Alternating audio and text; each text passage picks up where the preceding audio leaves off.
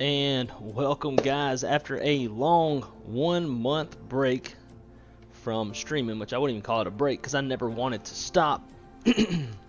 We are finally back at it in Microsoft Flight Simulator, bringing you the brand new Leonardo MD-82. Super excited about this one. But as always, my name is Blake. I am a real-world flight dispatcher and aiming to bring you the best content from my 12 years of aviation experience that I can. Man, it's been so long since I've done this. I feel like I don't even know what to do anymore. Anyways, getting settled in here. Well guys, welcome to another episode of Wrong Side Simulations, bringing you the best content from the wrong side of the airplane, the right seat. And speaking of right seat, let's jump into the right seat. I've been waiting for this airplane for quite a while. Personally, I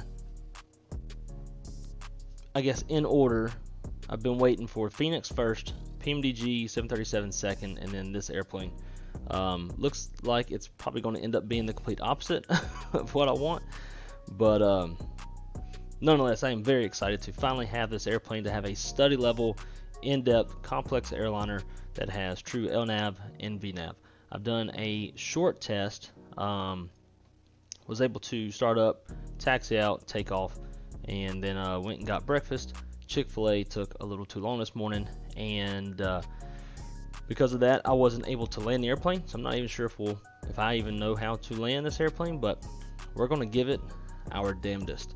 So we're going to start here in the Flytampa Boston airport. Feel like this airport is worth taking a little look around with it, as detailed as it is. Super nice.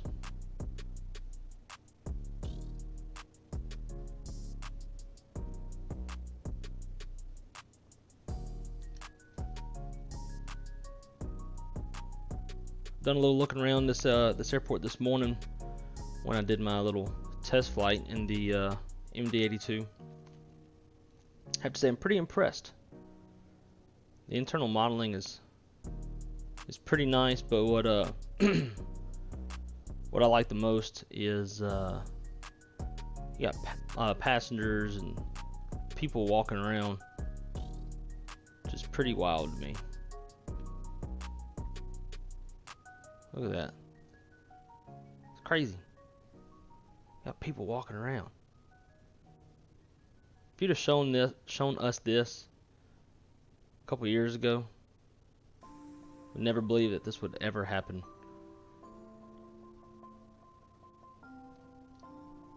Look at that. So it just gives even more immersion when you're parked at the gate and you can see inside the terminal and see passengers walking around. It's pretty wild. Let's jump into the airplane. And I'm trying not to get overwhelmed with all the buttons and switches and lack of experience in this airplane, but we will do our best. So we'll come up here to the overhead panel. Battery. Bring it to the lock position. And bring that music way down. I tell you what, let's get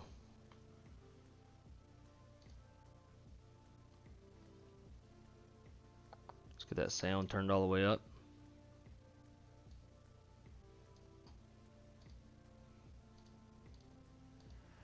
Now we are not on VATSIM today, so I am not proficient in this airplane.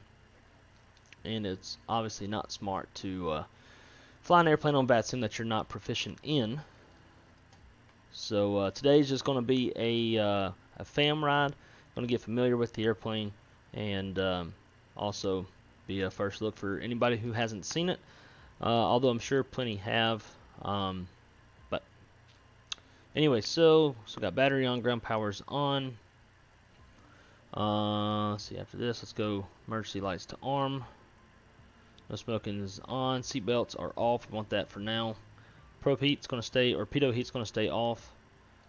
And the ice, we can turn that on. Coming up here to the top. Let's see, today is the 30th of April. We are American 2541.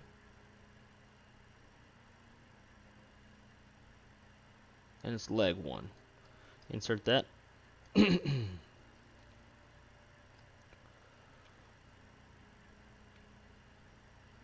Wrong button. Alright, let's see, next. I guess we could do some... Chase, what's going on, buddy? See, we are flying from Flytampa's Boston airport down to Verticalsim's new airport of Myrtle Beach.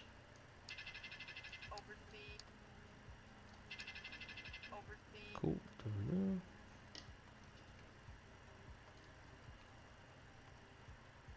Alright, all that is good to go. Now let's get the FMS set up. So we are in Boston, Kbo, that's a Q, where's the O? S.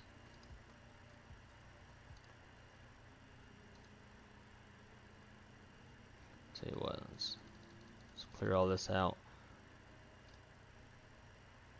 We want this. Throw that in there. Going down to Myrtle. Kmyr.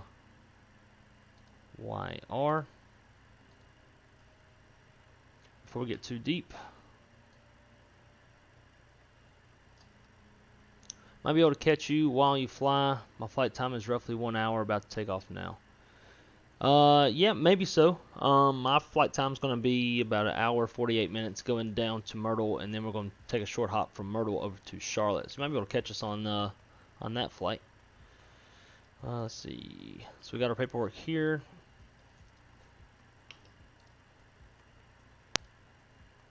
And we got our route.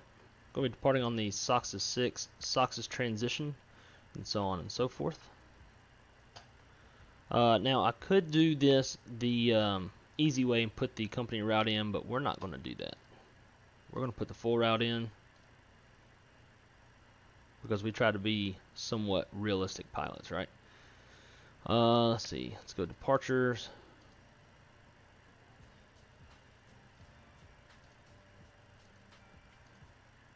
And that is how I get hit with copyright stuff.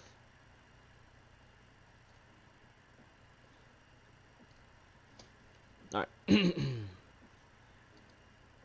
Msfs 6. Departing off of 33 left, which is in there. Alright, so route, we're going to go buzzard. B-U-Z-R-D.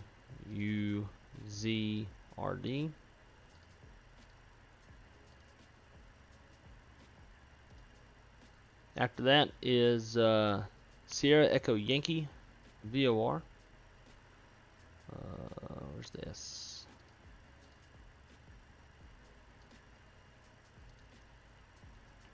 And then HTO.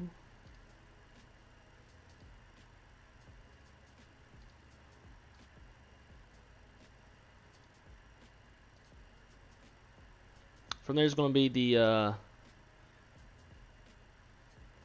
J174 Wilmington, and then Wilms.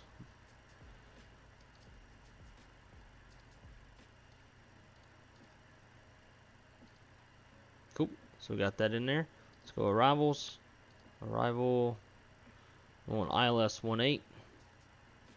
We'll take that transition and come back over to legs, activate, execute. Cool.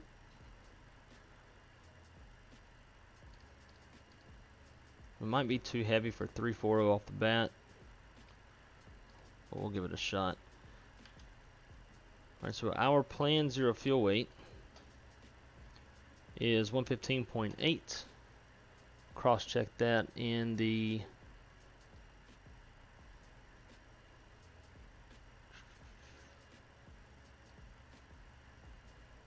where'd it go?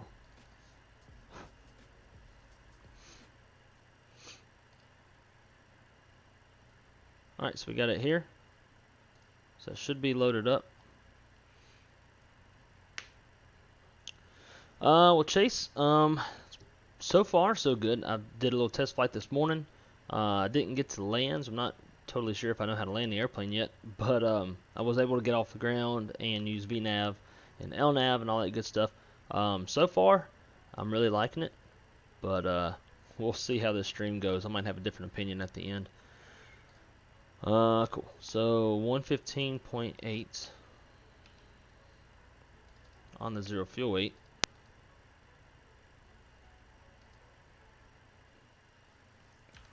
Our fuel is going to be 19,768, like 19,8.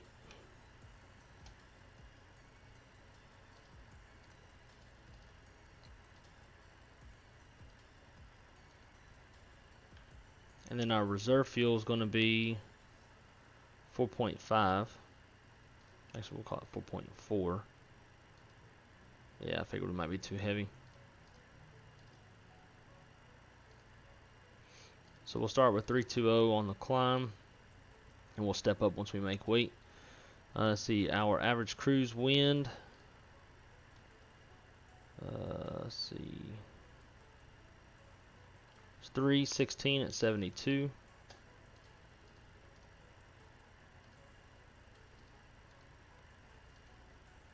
Nope. Okay, got it in there. And then our ISA is +1.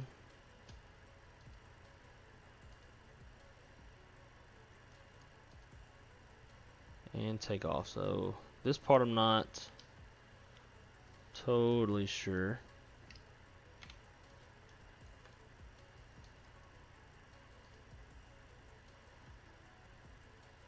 Okay, cool. So if we want to do a flex takeoff, we'll put it in here. We'll do a flex of 45. Cool.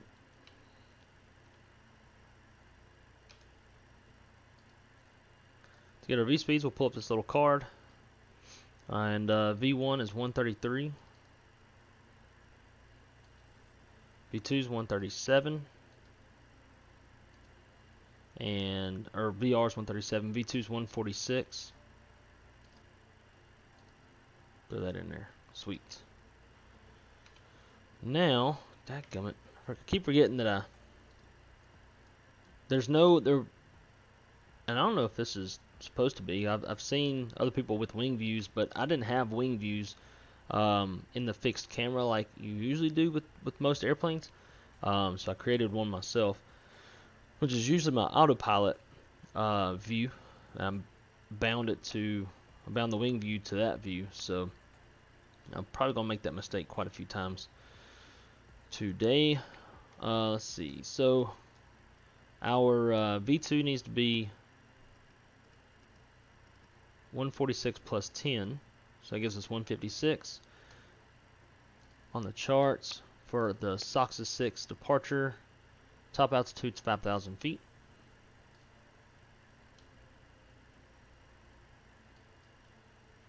On that, cool. Let's see, flight directors.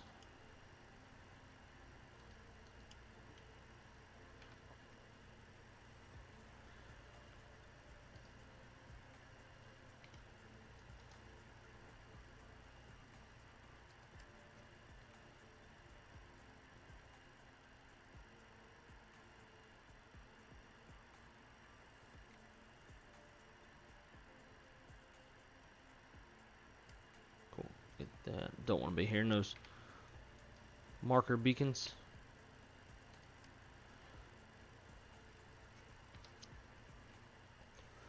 Alright. So the FMS is set up. MCP is set up. Now we just need to get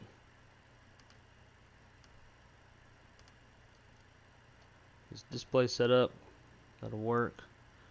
Let's see, what is the Boston VOR?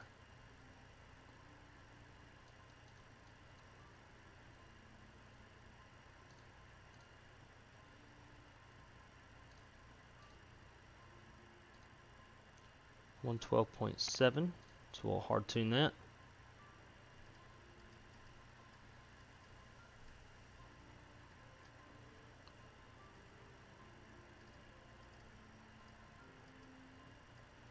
Runway heading is 330.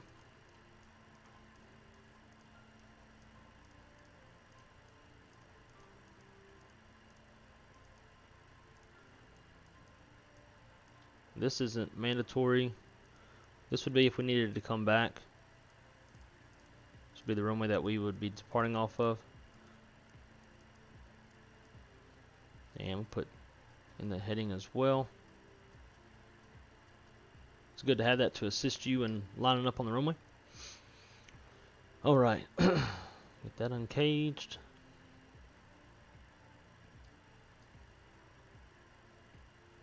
There we go.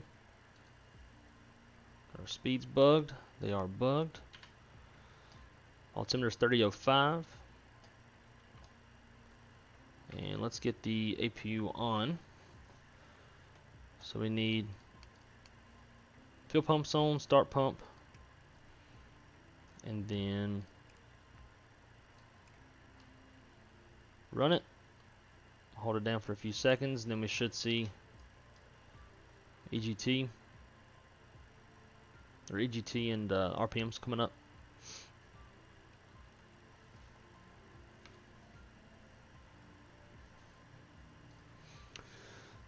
See, sounds on this aircraft, such as the engines are horrible. Can't wait till Flight Sim get their hands on it. Well, I mean, I'm kind of iffy on the sounds too. And I'm assuming you're flying the same I'm flying, right? The Leonardo MD-82.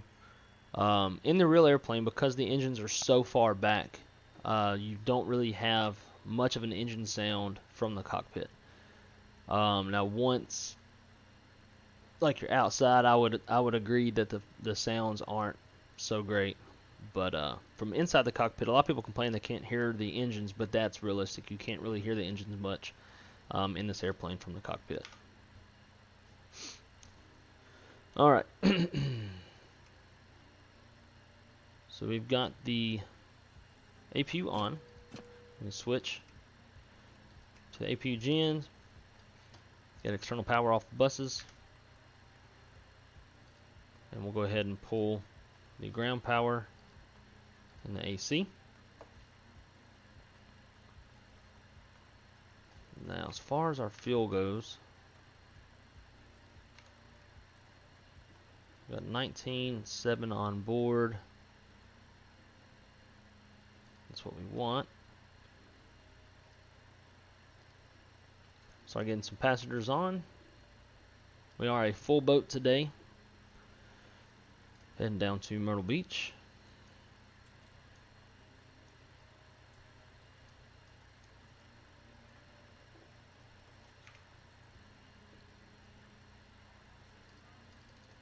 The 2000 in Squawk. We'll put Unicom in here, even though we're not going to be flying on VATSIM. It's good practice.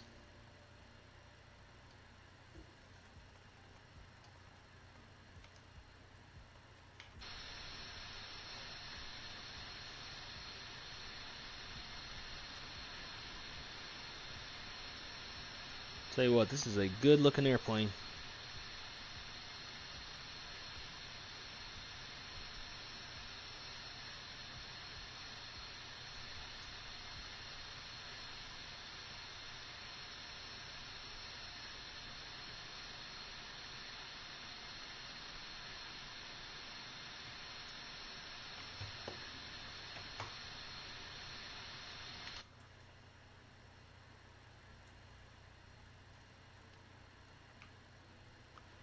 Alright, cool. So while we're waiting on these passengers to get on, let's get Delta running.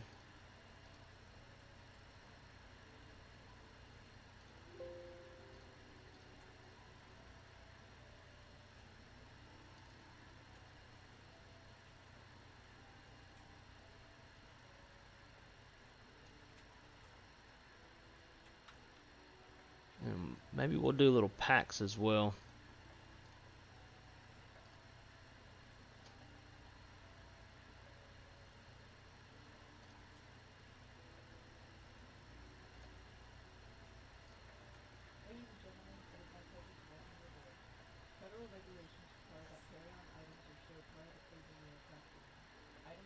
We'll let packs finish installing.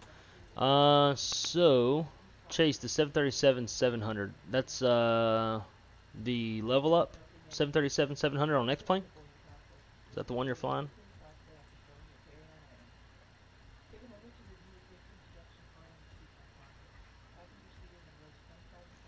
I don't.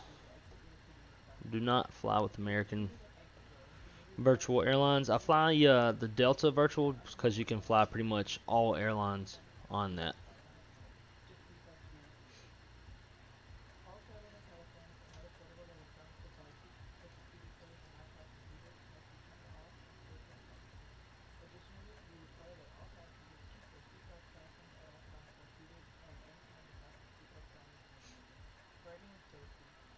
Gotcha. I actually really like the sounds on the level up.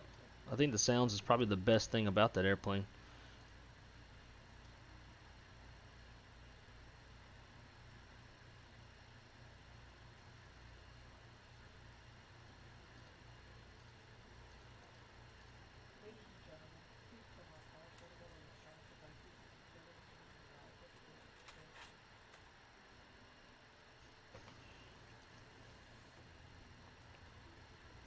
So once we get out of here, we do have a lengthy little taxi over to 33 left, pretty much on the complete opposite side of the airport.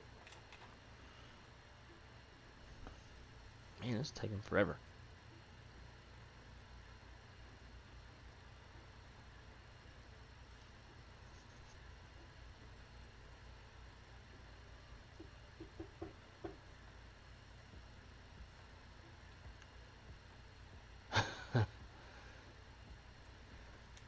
I'd appreciate it if you don't. This is actually a serial that TFDI gave me a while back whenever they first came out with packs. I was a beta tester for them. Give some feedback. 'Cause dispatchers in real life are involved in a lot of like the medical issue type stuff. I had a chat with them, and that's what they were most interested in, is how could they make the medical issue side of things realistic.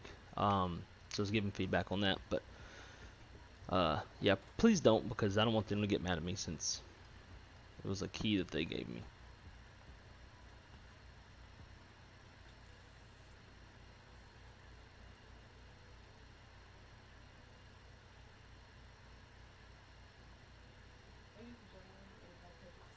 I feel like PAX never takes this long. It's alright, we still got several more passengers to go. We're at 98 out of 162.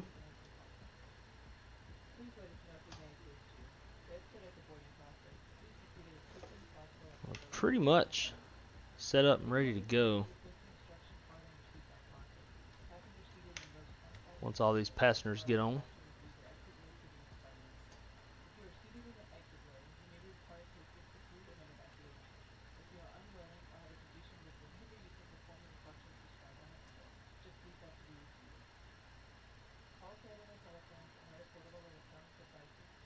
Oh, man, that took long enough.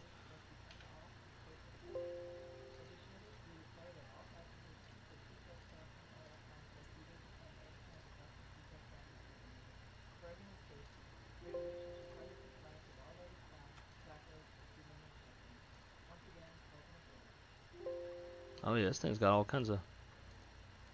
Actually, I guess it's the same thing as always, just consolidated into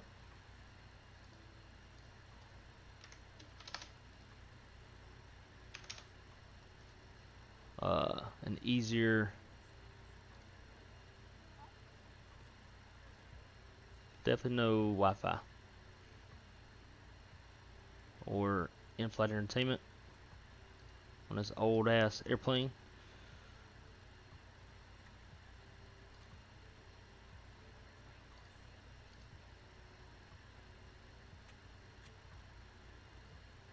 Customs card. Oh, okay, that's for international. That's cool.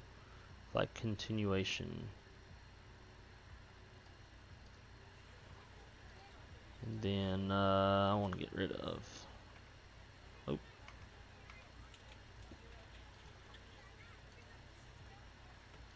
Welcome on board our flight. We'll be departing soon, and we're aiming for a smooth flight. Thanks for flying. We'll keep you informed of We always aim for a smooth flight. It kind of goes without saying. Let's see. I love the new PAX update though. It's pretty good. Good. Hope it's good. Obviously, wouldn't know yet. And no, I'm not on VATSIM. Definitely need to get a little more proficient with this airplane before start flying on VATSIM. So the world is going to seem a little more empty than normal, unfortunately. But I am not brave enough to make an attempt on VATSIM yet.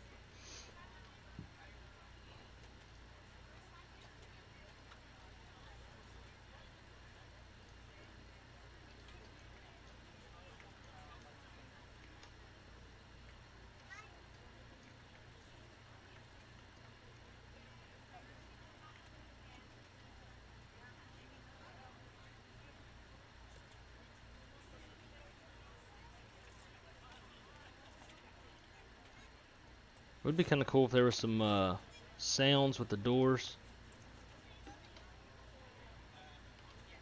Like when you shut the cockpit door, there's no sounds at all, which is a bit of a bummer. Where are we at on this boarding? Cool. So we are boarded up. Got forward cargo. Turn the hydraulics on so we can shut this aft stair.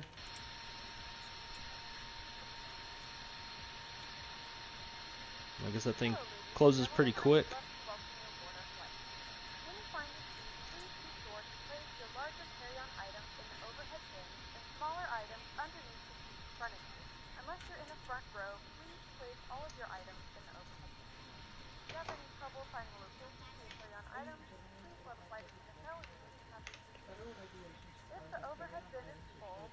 Alright, let's shut that door.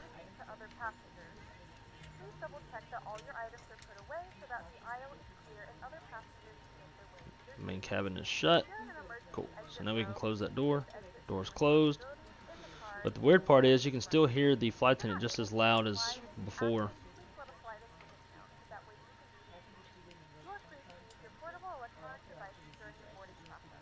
Alright, so for our landing altitude,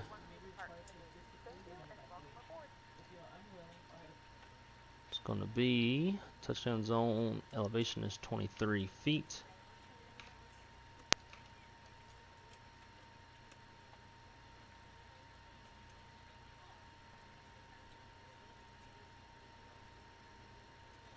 So I guess right there.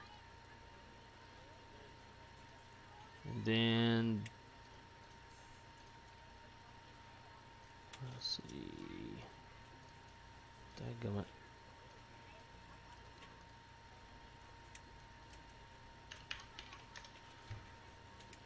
Myrtle. Ooh, it's windy. 30-15.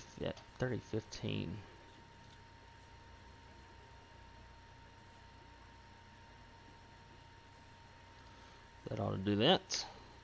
Cool. We're ready to go when you are. Start pump. Cool, cool, cool. Good afternoon, ladies and gentlemen, and welcome aboard Flight 2541 with service to South Carolina. Our flight time will be roughly 1 hour and 48 minutes. Now that the Alright, let's get that pushback going and get out of here. all devices are in airplane mode and your large devices are now shut down and stowed. Please fasten your seatbelt and make sure that all tray tables and seat backs are in a full upright and locked position for departure. Cabin crew, secure doors for departure.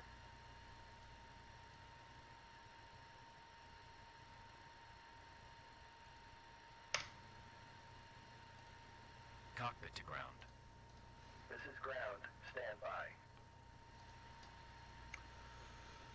Oh, let's see. Welcome everybody. Not sure if you are in chat. Yeah, everybody, welcome. Jumping in at just the right time, getting ready to push out here in Boston. Head down to Myrtle Beach in the lovely brand new Leonardo MD-82. I am by no means an MD pilot, Okay, sir. but I will do my best. Doors and hatches closed and all ground equipment is removed. The parking brakes are set. You may lift. Parking brake set. Lifting the aircraft.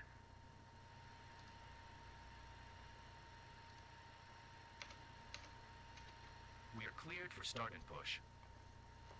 Okay, cleared for push start. Please release parking brake.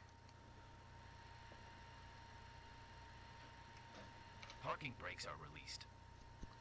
Commencing pushback. You can start the engines in sequence. Yeah, we'll start in the sequence. Alright, hopefully I can remember how to start these damn engines. It's a little bit of mouse, like this kind of mouse, mouse gymnastics, starting this airplane. So let's see, we can get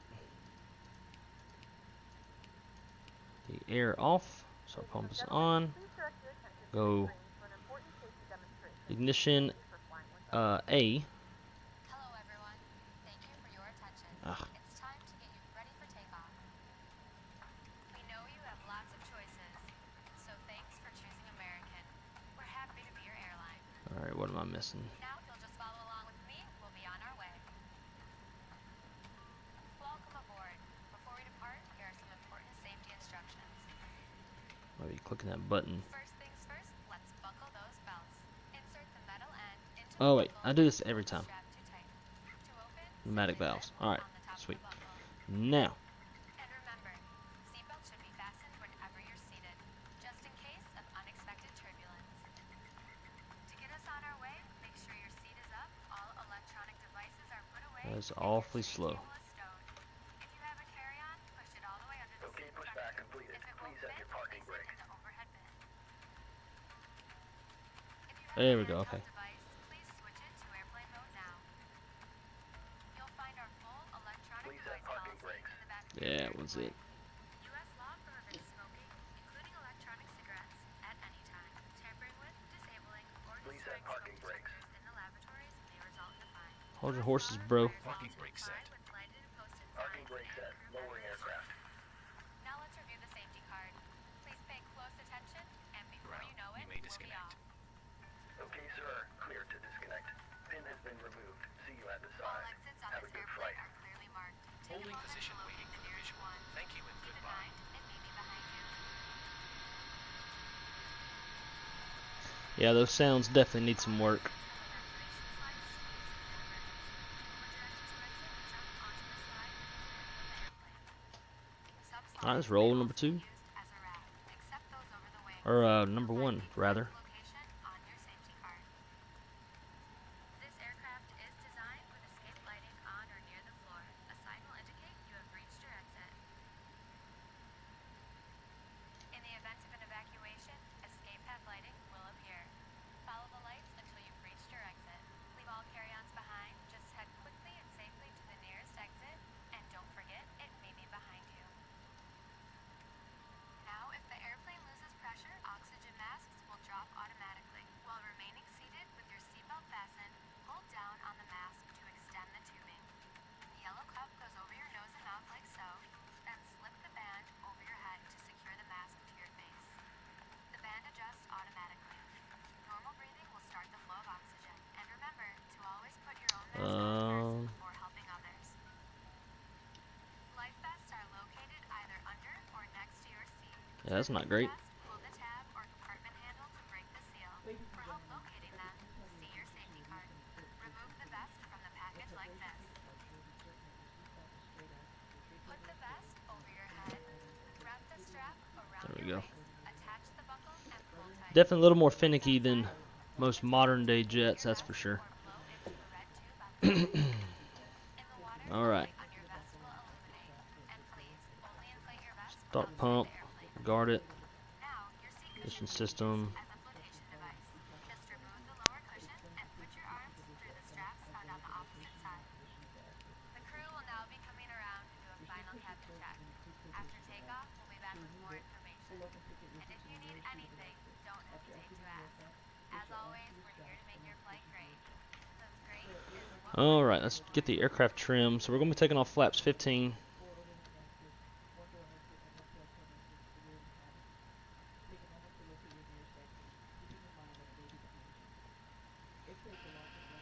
Our CG is 12.8, which is already dialed in.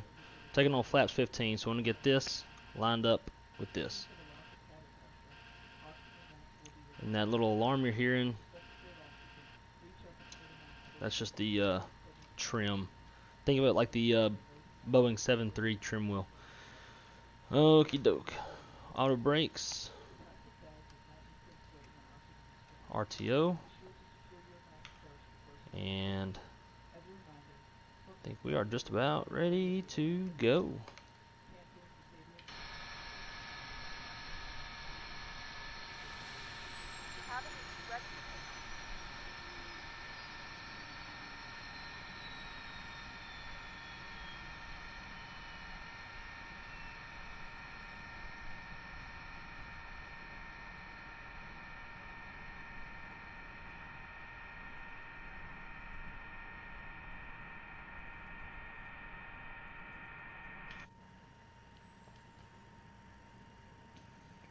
Alright, we got a bit of a taxi out ahead of us. We're going to have to taxi all the way to 33 left, which is on the other side of the airport.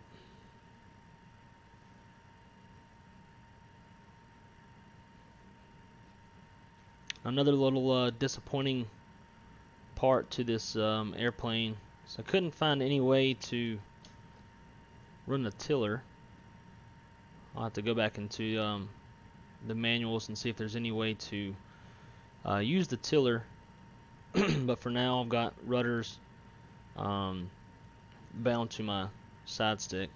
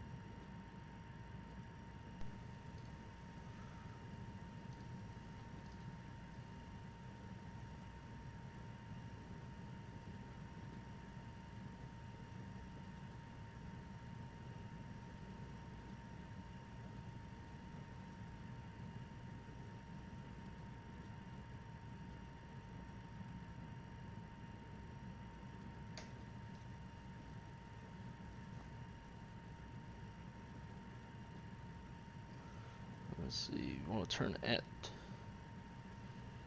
Charlie.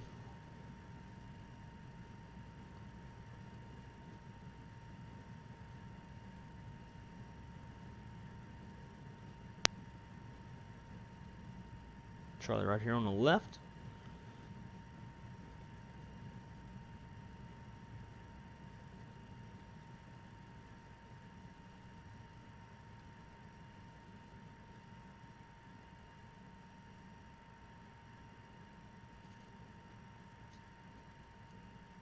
And we'll be crossing the runway. We'll get those lights on.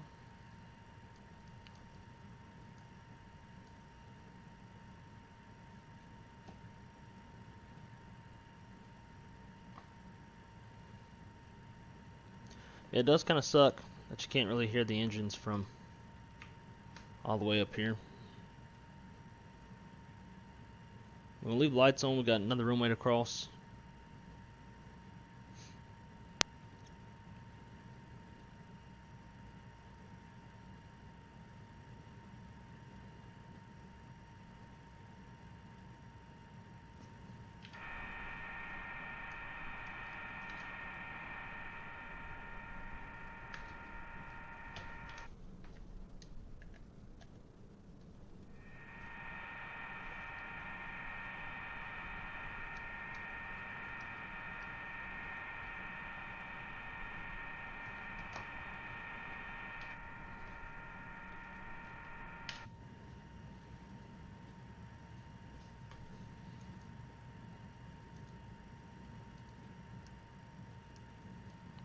Alright.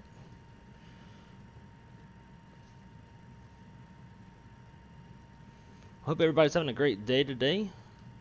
Chase says you reached top of descent.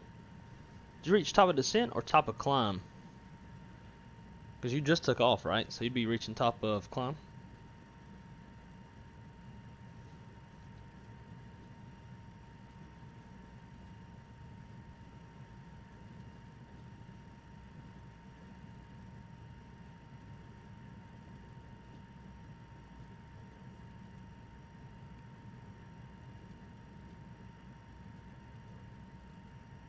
And another active runway. Get those lights on.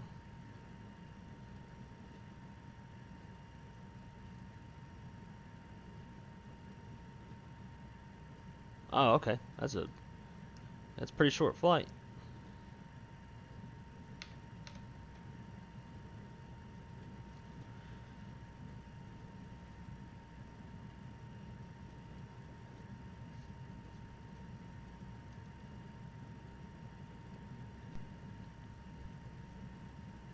Alright, so once we get up here short of the runway, do a little takeoff config check. Make sure everything is squared away. And get out of here.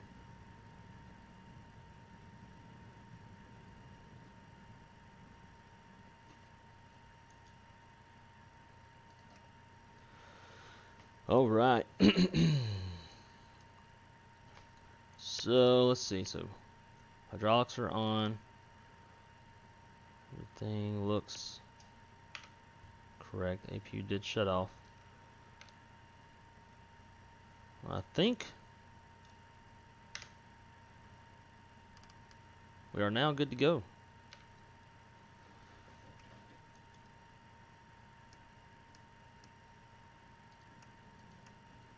Get all them lights on.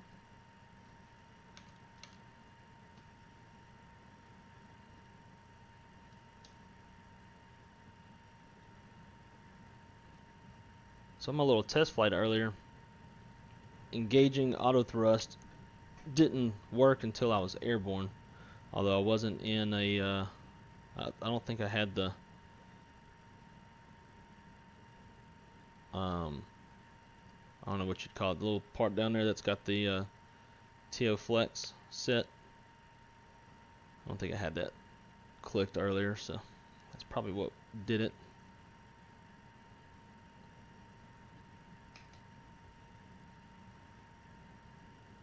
Alright. Hold the brakes in, stand it up real quick. Uh-huh. Knew I'd missed something, but that's why you do that, right? There we go. Alright. Standing it up a little bit.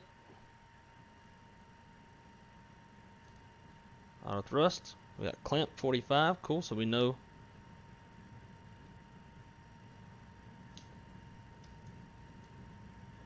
I guess not.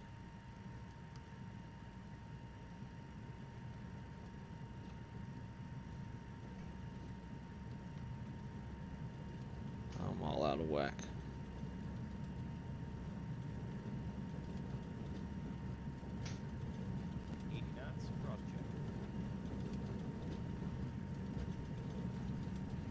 Yeah, you cannot hear any engines like at all.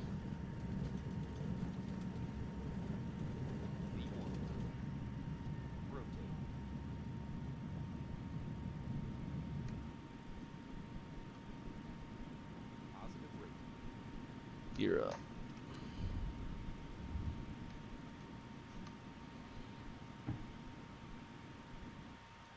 Gear up, lights out.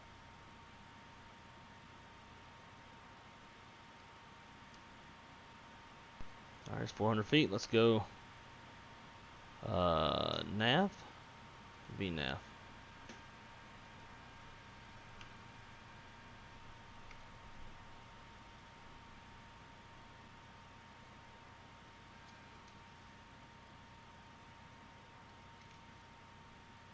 Damn, where's this thing want me to go?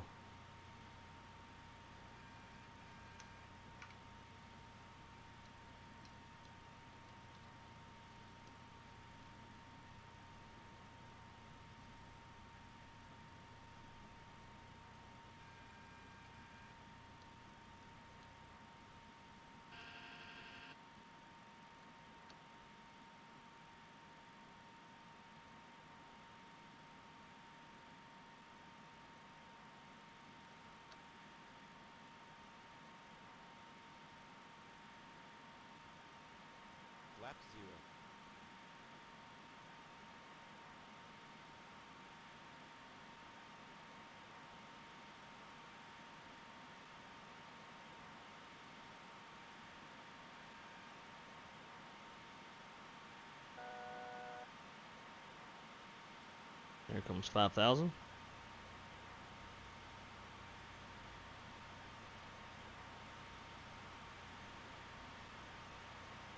So yesterday I watched Flight Deck to Sims.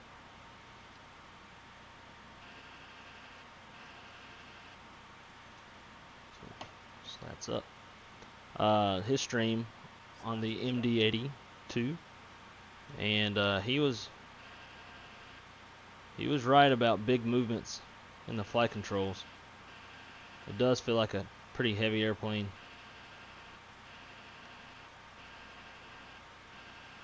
Look at this thing trimmed out. There we go.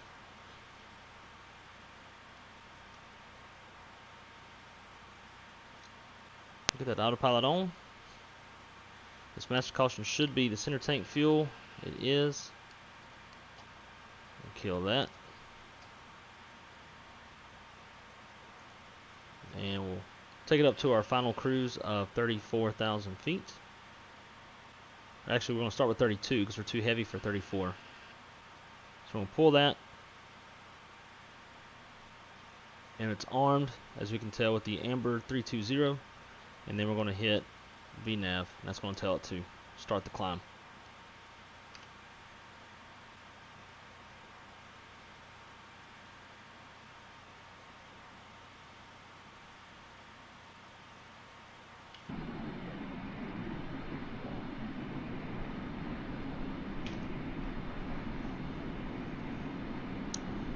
Limbo L, hey, can you send me the link in chat where you got the Mad Dog? Sure can. Give me one sec. I don't think though that links work in the chat, but nonetheless I'll send it to you, or at least tell you where I got it.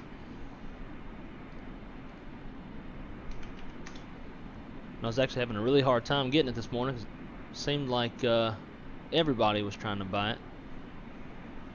And I was getting it about as soon as it came out, as soon as it was released.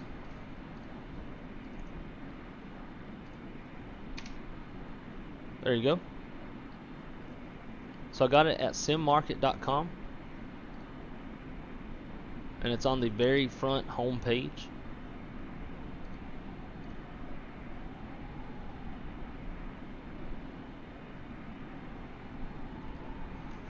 Coco the guinea pig, how's it going? Welcome to the stream. Welcome aboard. We're just climbing out of Boston.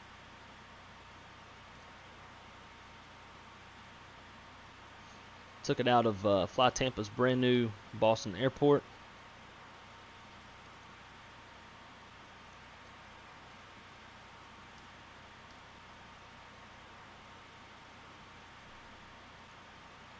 Alright, here comes 10,000. Start killing those lights. You can see those lights fold into the wings, which is pretty awesome.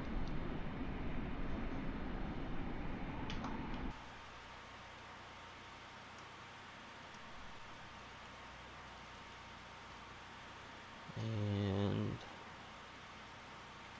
I guess in the real airplane they would probably give a little dinging for the flight attendants.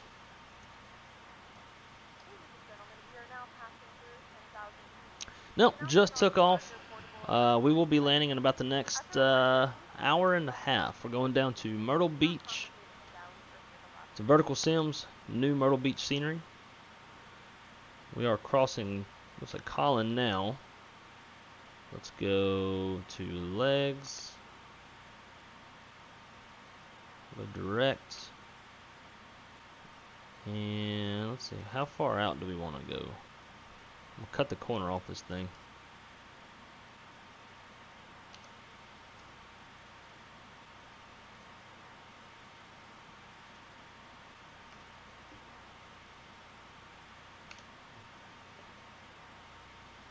Cranking and banking. I hope everybody's having a great day. It's my first day back to streaming in about a month. For anybody who is new to the channel, I am a flight dispatcher for a major Part 121 airline in the U.S. and spent a week at work. Then I went home to Louisiana to visit family for Easter and all that good stuff. Then came back, worked another week, and now I'm finally home, back in Orlando, getting the stream for you guys. Just in time, too, for this airplane. Super, super stoked to make it back. I'd have been super mad if this airplane was released while I was gone.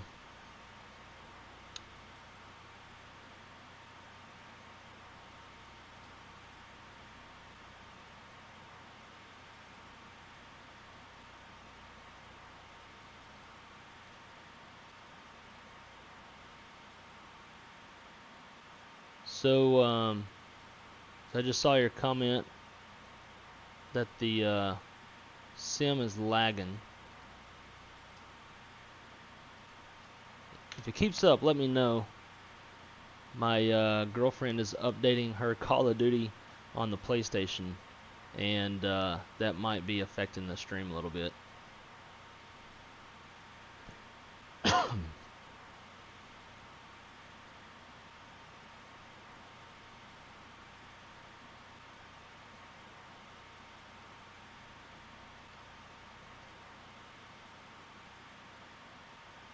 Man, this airplane is quiet.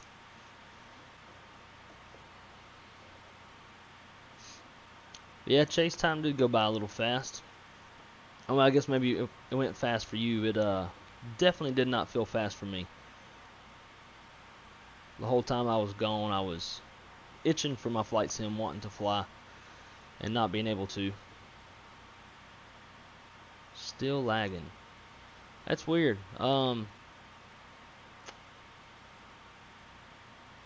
So on my end, from what I see, it looks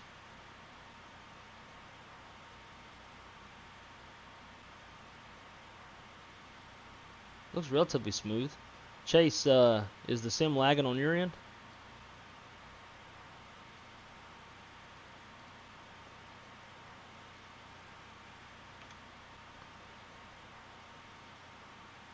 (2992) is set for transition.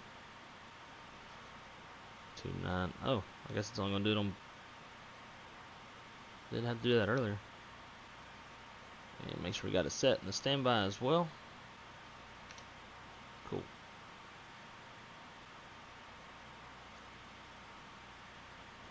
So I'm kind of watching it through YouTube on my end, and it looks pretty smooth.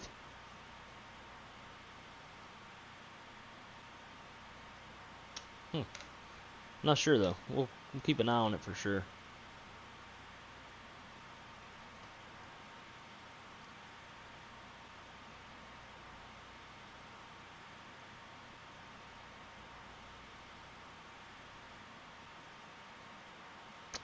Chase says no lag on his end. Coco will probably have YouTube and Microsoft both open. Yeah, I don't know.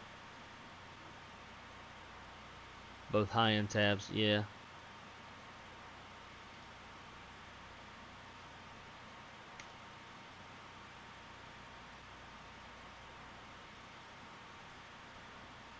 I'll tell you what though, this is a pretty daggum good looking airplane. It's very, very detailed.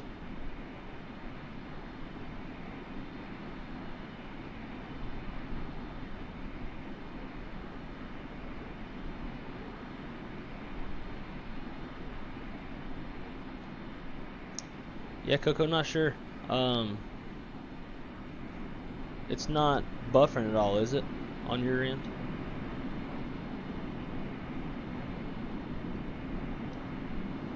That just looks nice. I do like the wear and tear and the APU exhaust. Like, all that looks so good compared to like a brand new, just off the factory looking airplane. I'm glad that they made this thing look nice and weathered, because as we all know, these are pretty old airplanes. I always enjoyed flying on the Mad Dog. Because the way that it pitches when it takes off Like it feels like it's so just almost, obviously not straight up, but it feels like it's got a pretty steep pitch, and it was always a lot of fun.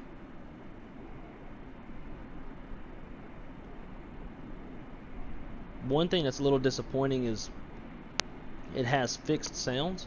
So even though if you're in the back of the airplane looking out the wing, you still get the same sounds that you have whenever you're in the cockpit.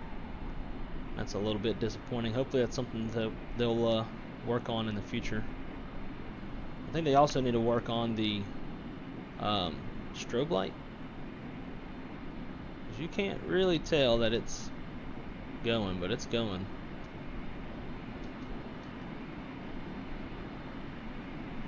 You just barely see a little something. That's about all it is.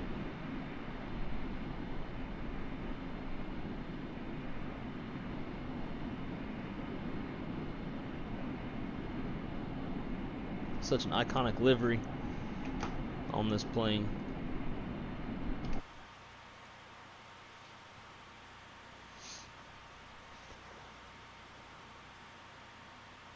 Oh man, so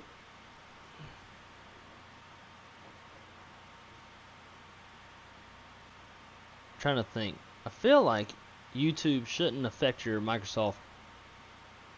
I mean, I'm not the biggest PC person in the world. I don't think YouTube would mess with it too much.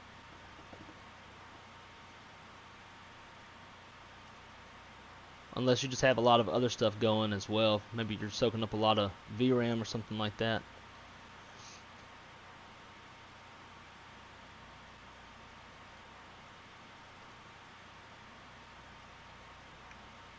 "12 p.m. in Houston, 1 o'clock for you." Yep, that is correct. So I'm guessing you're from Houston, Coco? I've been to Houston a couple times. Got a lot of family down there. Went to the Houston Rodeo a few years ago. It was a lot of fun. On approach, check Plano. Alright, check and chase.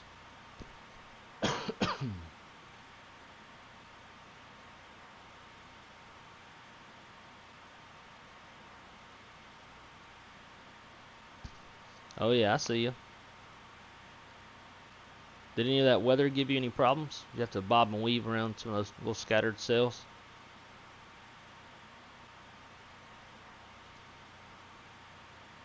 Use the Airbus side stick, no yoke.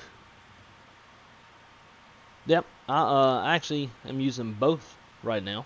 I've got the side stick to use as like my tiller, and then I've got the yoke, obviously, to fly the airplane. And then whenever I'm in the Airbus, it's just the side stick. And it's kind of funny because a lot of pilots really like the Airbus because they don't have a yoke stuck in their crotch. And I kind of feel the same way whenever I'm flying the sim. When I fly Airbus, it's so nice to not have this big old thing stuck in my crotch. And I have to have my keyboard on this little platform that I built, because otherwise I'm having to reach too far and all that kind of stuff. It's kind of funny how it translates into the sim life too. Being able to just have a side stick and nothing in front of you in your way. And essentially having my desk being the tray table, and I can write on it if I need to, especially when I'm flying on VATSIM. Yeah, the scattered clouds. Gotcha. So, but they didn't give you any problems, right? You didn't have to, you didn't have actual convective thunderstorms that you had to deviate around. Do I have Stream and Discord open? Oh, I do have Stream and Discord open. Gotcha. Yeah, I don't know. Still don't think that YouTube or anything like that should negatively affect your performance in Microsoft. How long were you flying on Microsoft? Because it does seem like once flying goes past a couple hours, there's like a massive memory leak, and everybody loses a ton of frames. At least before Sim Update 9. I don't know if that's been fixed with Sim Update 9 or not. Oh, that's good, Chase. No problems. I kind of like it whenever there's thunderstorms, and I'm actually have weather radar, which we don't have. Supposedly, weather radar is coming in Sim Update 10, hopefully, because that's going to be in July, and there'll be a lot of thunderstorms in July, and I want to be able to see those storms, and I want to be able to go into heading mode and bob and weave around thunderstorm cells. So it's a little more realistic. I've been to Florida. It's a good place. Yeah, and a lot too depends on where you go. I work down in South Florida, so like the Miami, Fort Lauderdale area. It's not really my favorite. The people aren't as nice as I prefer to be. I currently live in Orlando. Orlando is a little bit better. Tampa is great. I actually got my computer built in Tampa by Jetline Systems. They're based in Tampa. So anytime I need something, I just drive over and go hang out with those guys. Super awesome folks. And Chase already knows. I talk about them all the time. I've had a few issues in the past with my computer. They've got lifetime support. All I got to do is call them up, and they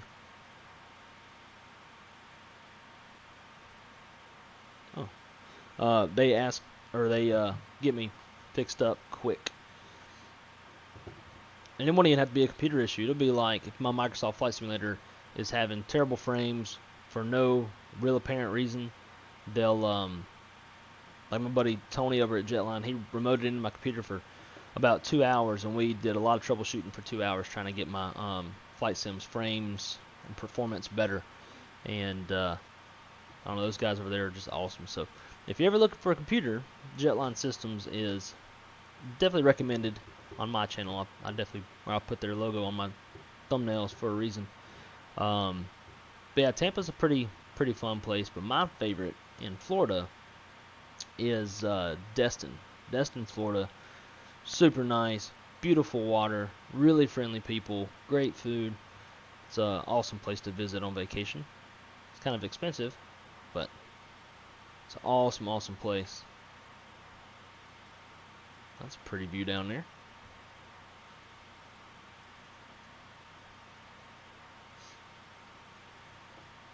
I'm going to try Microsoft Flight Simulator again. Alright. Yeah, maybe a restart will help you out. Usually restarts will do a nice little trick for you.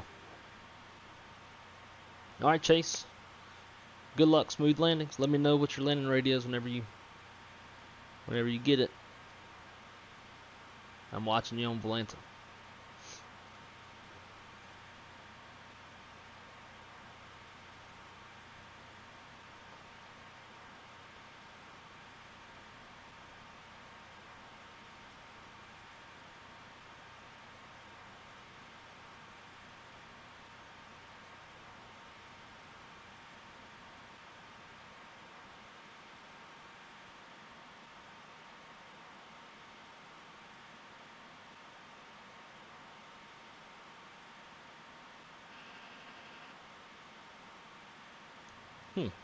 Got a little bit of weather out by Myrtle Beach. We got PREFLIGHT down here on my iPad. This is a pretty nifty little thing to use. It'll let you know when you're going through transition altitude and when you're approaching a runway, how much runway length you've got.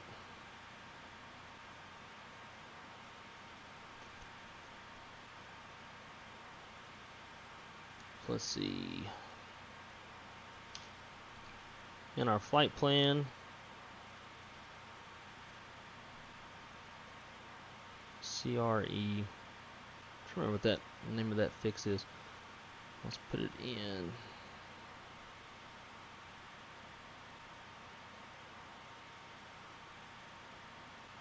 CRE.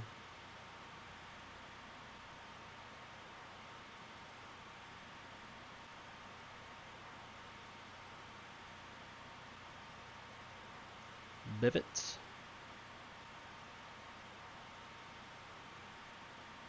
And then Myrtle. Select runway, 21/8. Cool.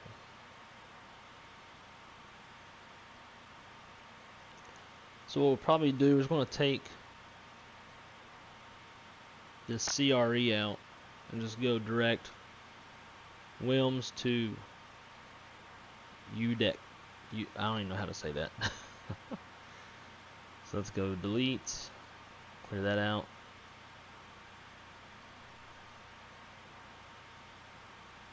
Why's it got the hold in there first? Clear that out too. Debit. Sweet. Execute. Next page. Looks good there.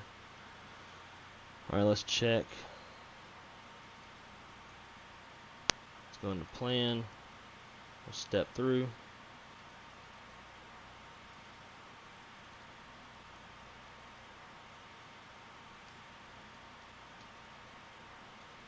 Just make sure everything looks the way it's supposed to.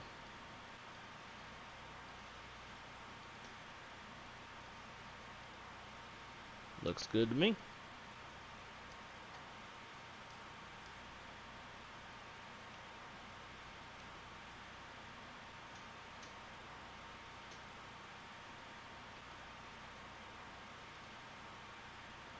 Alright, so it says optimal cruise altitude is 350. So I think we'll take it up to 34, where we were originally planned.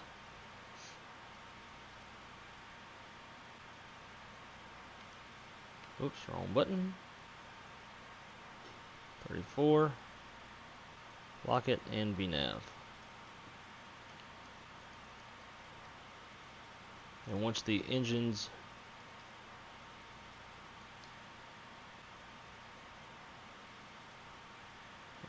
maybe not.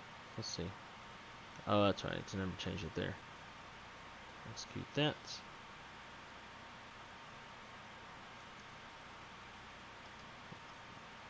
Alright, so now we'll go VNAV. There we go. Now the engines will rev up, pick up some airspeed, and we'll climb on up to 34.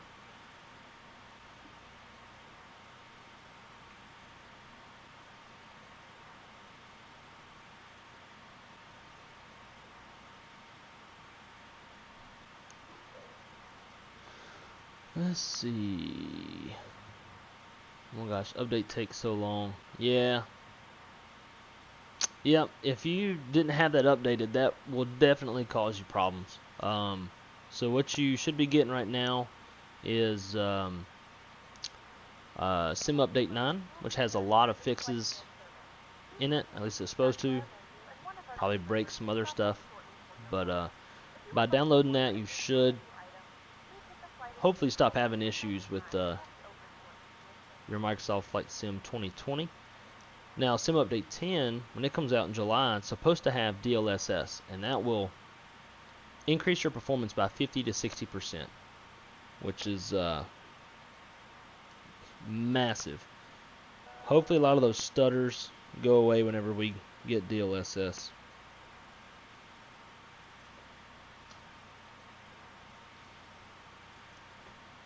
Swiss001 is also streaming this mod. Yeah, I figured there's probably going to be a lot of people streaming this today. I know XP72 is already streaming it. I did a search earlier to see who it would show that was streaming. Let's see how many people are doing it now.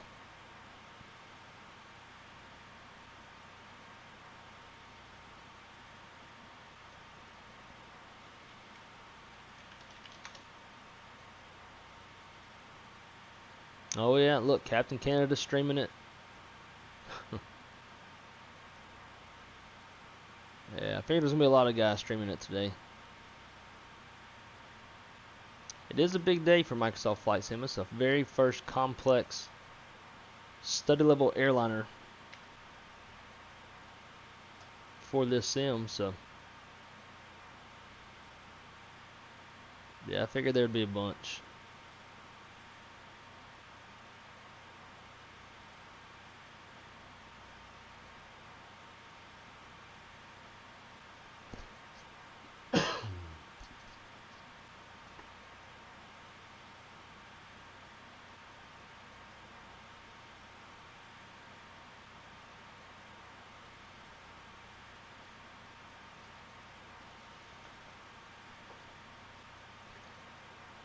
They got, what is that?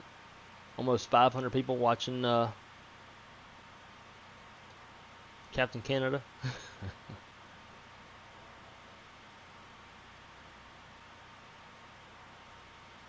He's probably he probably got early access to it. Was able to practice a bit before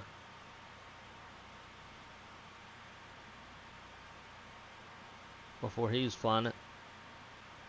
And I think he's got a he's got a Delta livery. How'd he get that?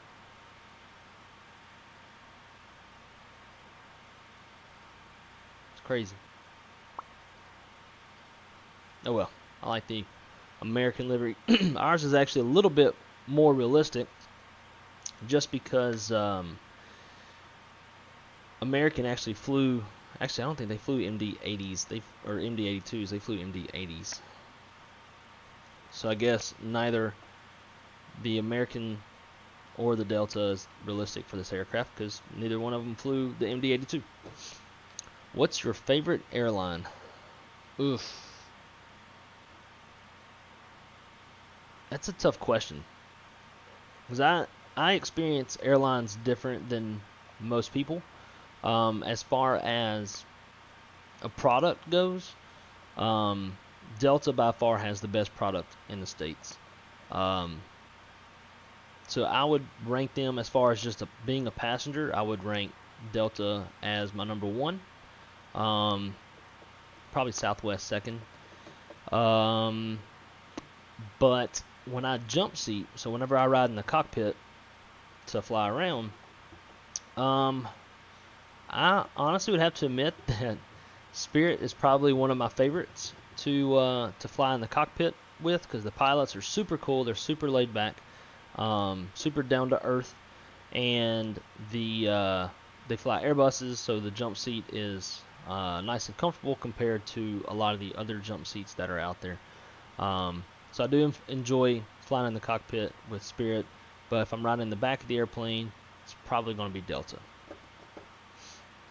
United, that makes sense too, right? Because you live in Houston, and United is based in Houston. I personally have never had a good experience on United. I've been a paying passenger. I've been positive space. So I had a job interview with an affiliate airline with United, and they booked me positive space. I didn't have a good experience then. I've been a jump seater. No matter how I fly, I never have a good experience on them. And it's all really just comes down to the gate agent. I've never had a good experience with their gate agents. Their gate agents are quite unhappy, it seems like. And I make the point too that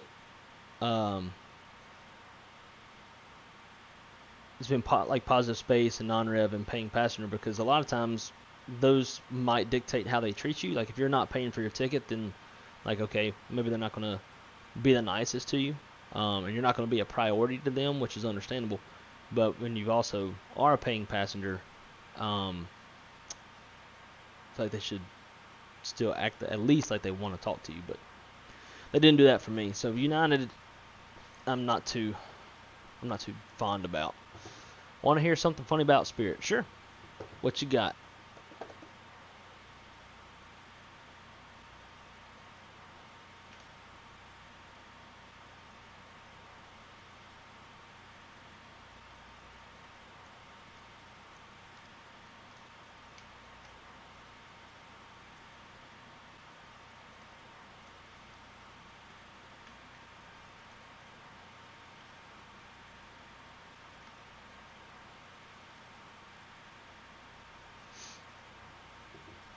So when I landed at Tempest Airport, I saw a Spirit A320 with an ambulance, and I thought in my head, fly Spirit, become a Spirit.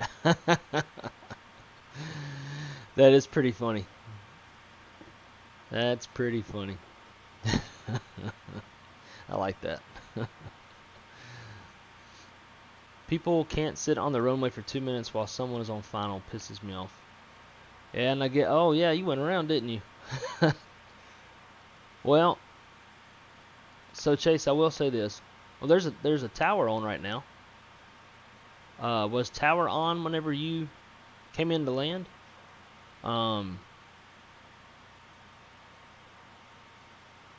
if tower's not on, so for Atlanta, especially since you're coming from the south, you want to plan to land on either runway 10 or runway 9 right. 9 left is a departure runway, which is probably why somebody was sitting there on it. If you try to land on 10 or 9 right, you more than likely won't have anybody in your way, at least departures. So give that a shot. See if you can set up for 10 or 9 right. 9 left is a departure. Whoops, I think I kicked my rudder. Or maybe the weather just updated. Yeah, I think weather updated. So I definitely wouldn't have lost altitude like that. Alright, Coco. Well, I appreciate you stopping by and hanging out with us today. Have a great day, my friend. Hopefully we'll see you back here on the Wrong Side Simulations channel. Take care.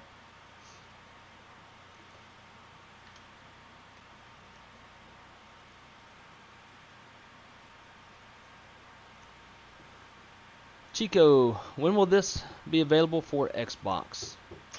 I'm not sure. I'm honestly not sure if they're planning on releasing it for Xbox. This is a study level aircraft, and typically aircraft that are this complex have to exist within a PC environment. But don't mark my words on that. Let's see if I can find anything out for you.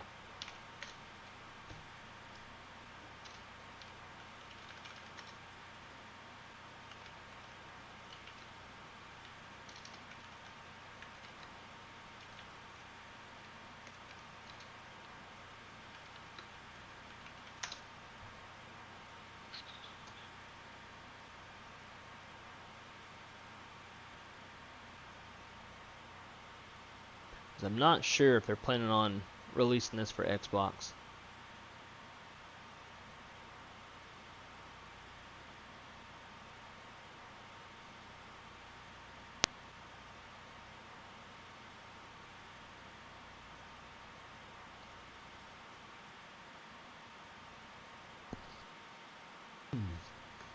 Yeah, I'm not seeing anything talking about them having any plans to put it on Xbox.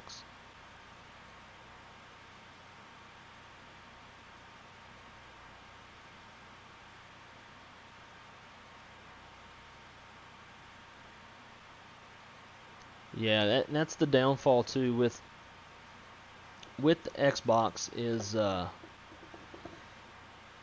you don't usually see them putting out as much very realistic content for Xbox as you would see in a PC version.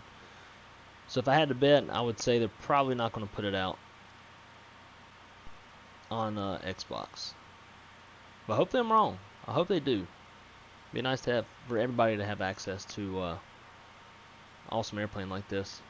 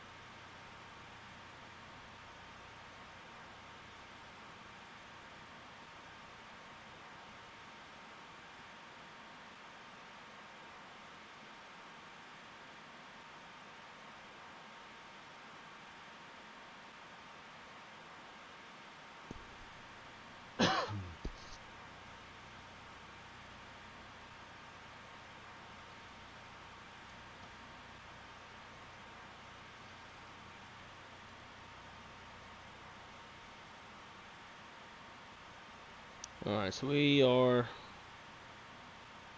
just now passing Atlantic City. We'll start seeing the city coming up past our right wing.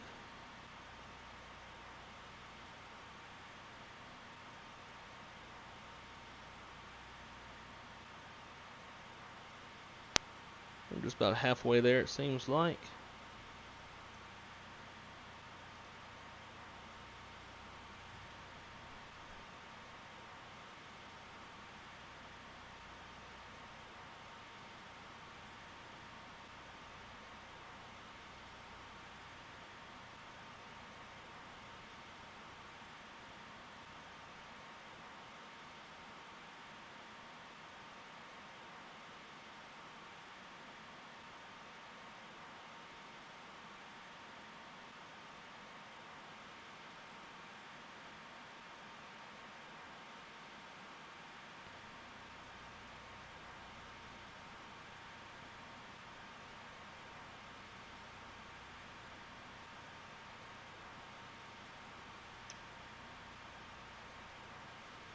My mom sent me a text yesterday and I never saw it. Mama don't like it when you ignore.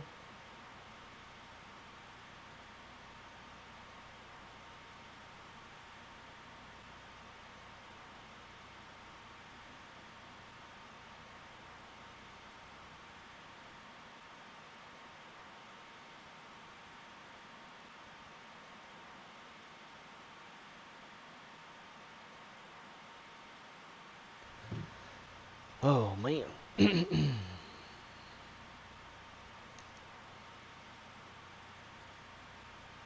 there's Atlantic City Airport down there.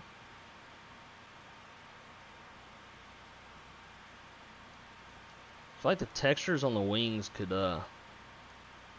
use a little more effort, a little more detail. I don't know, it just looks copy and paste.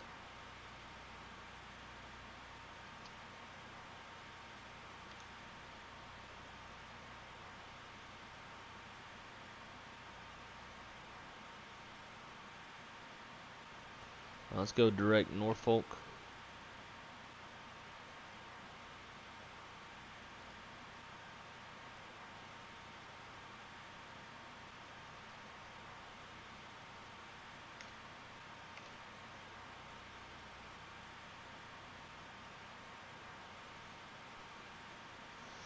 Now I'm really curious to see how the landing goes on this airplane, since I've never landed this airplane before. I did take off earlier, so I kind of figured I could at least make it off the ground, but we'll see. Let's watch. Turn into a piece. Yeah, I was pretty sure I could make it off the ground, but not so sure if I'm going to be able to get it on the ground. Oh wow. So my buddy is down in Fort Lauderdale watching the Thunderbirds doing an air show. It says lots of DCS birds out here.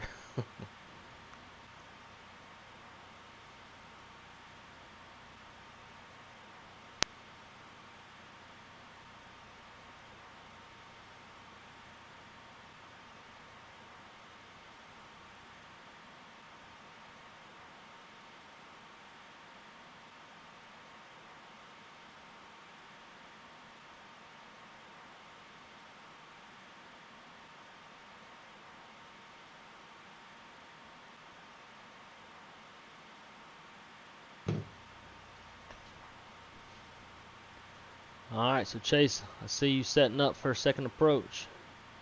Looks like you're going runway 9 right this time. Is that correct?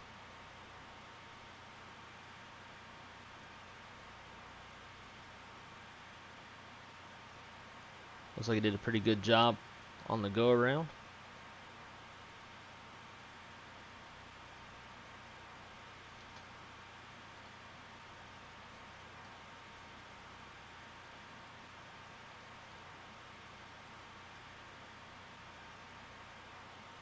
So you can see that went missed on 9 left. Oh, now it looks like we got Atlanta approach on. Must be getting busy out there, Chase.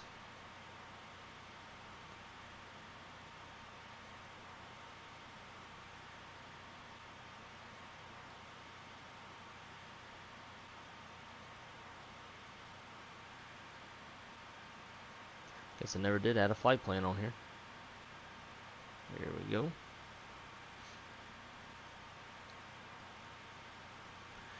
Yeah, we are definitely staying off of VATSIM today. Well, hello from Thailand. Hello from the States. Welcome aboard. Glad to see you.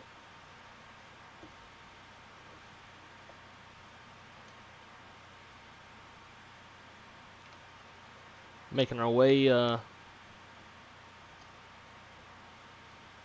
down from Boston, Massachusetts to Charlotte, North Carolina.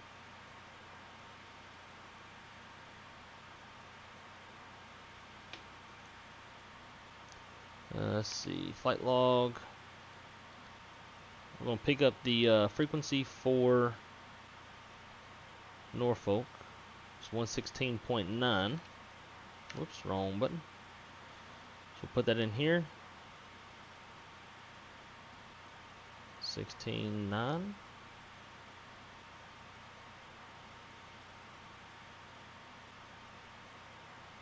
And actually, we're going to leave.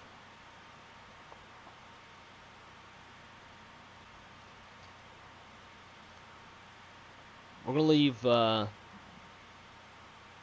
nav radio 1 on 109.5 so that I'll be able to quickly remember what the frequency is in the event I forget to tune number 2. Course heading is 177.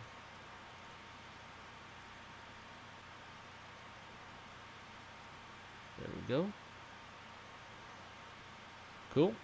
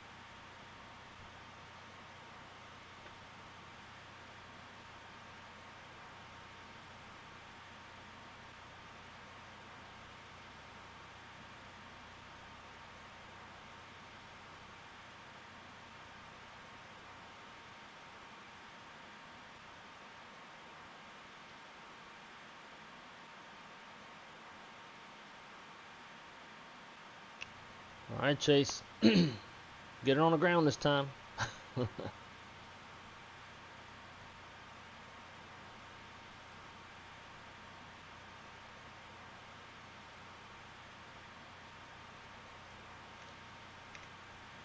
Also, now that I think about it,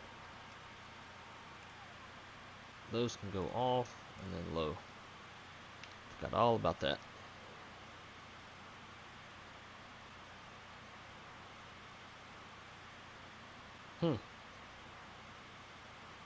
We're in the level up too.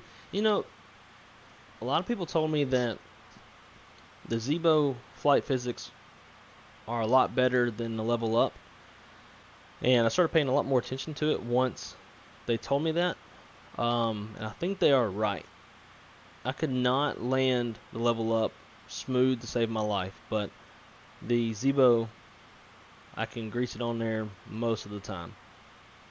So you might be better off in the Zebo than you are in the level up airplane.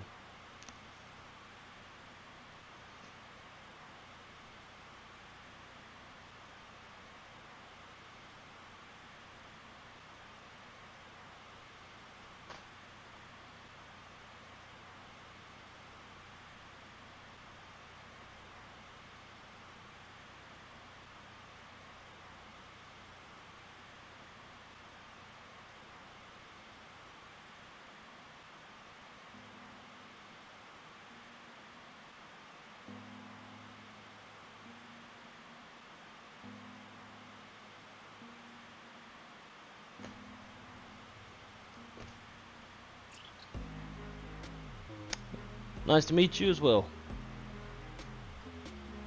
How's everything going out there in Thailand?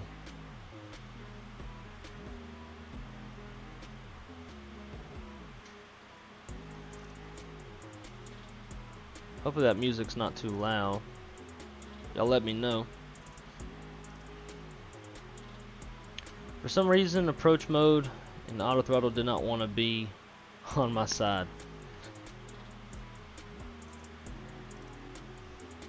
Yeah, that's when I'm in the 7.3, I always disconnect the auto throttle because it just doesn't. It's not like the Airbus where you can just go into idle with your physical quadrant and then the plane goes into idle. It does in the real airplane, but not in the sim. You could make it. I think there's a setting where the sim will stop. It won't block your like it won't block your throttles, but then anytime, like when you engage auto thrust, the auto throttles will kick off the auto thrust and all this stuff. So for me, I found that it's best to block the throttles and then just disconnect auto throttle and set the throttle myself whenever I fly the 7.3.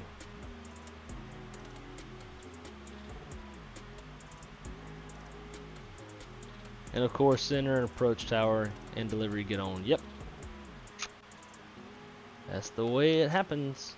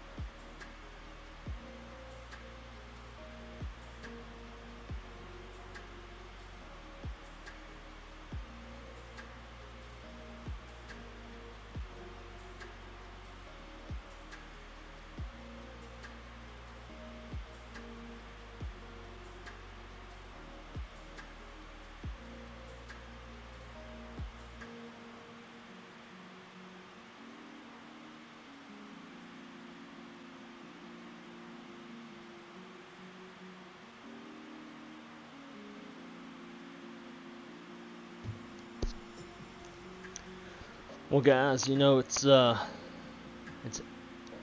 afternoon here on the East Coast, so I think it might be time to have us a little cocktail.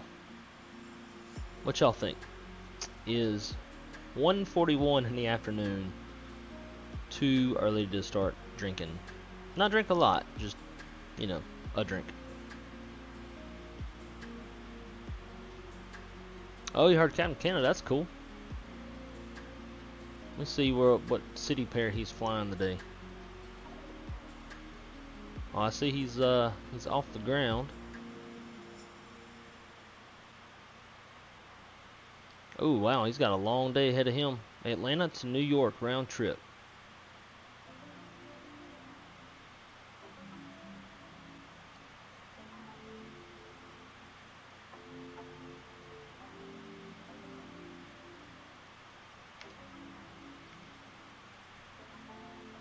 Yeah, everybody's gonna be flying this airplane today. What if I can find him? What's his call sign? Delta 366. 320 Neo. There he is. That's him on the VAT sim.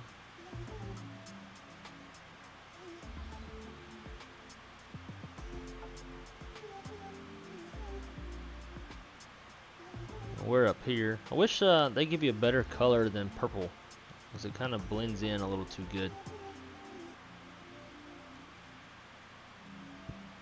Oh, ho, ho, ho, look who's in the chat.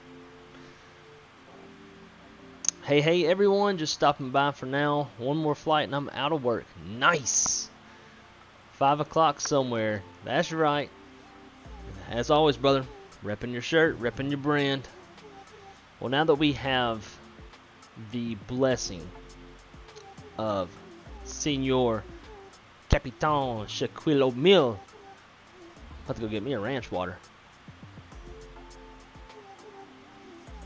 Alright guys, be right back and we'll get a drink. Don't judge me.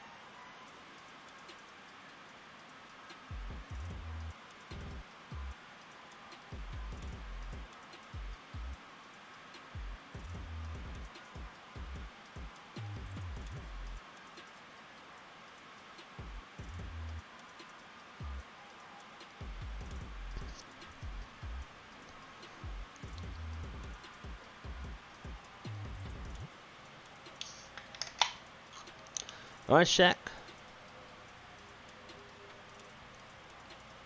Enjoy your last flight of the day. And I hope you get it out on time so you can go home on time and get on the sim. Alright, Chase, I'll check Discord. I see you parked your airplane at the gate, opened the doors, and then did the replay.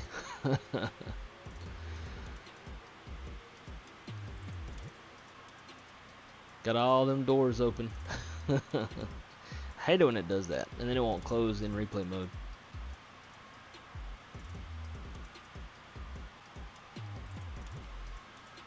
Didn't even seem like a negative 411. And you half the time it don't, right? Like half the time you feel like it's smooth, and then you check and it's not. I'm pretty sure I'm not going to butter this airplane since it's my first time landing it today. I'll watch the stream every day. Cool. Sounds good. I hope you subscribe if you like the content. It's definitely a smaller channel where I can interact more than some of the other big guys can. That's probably one of the few perks that there is to my channel versus others.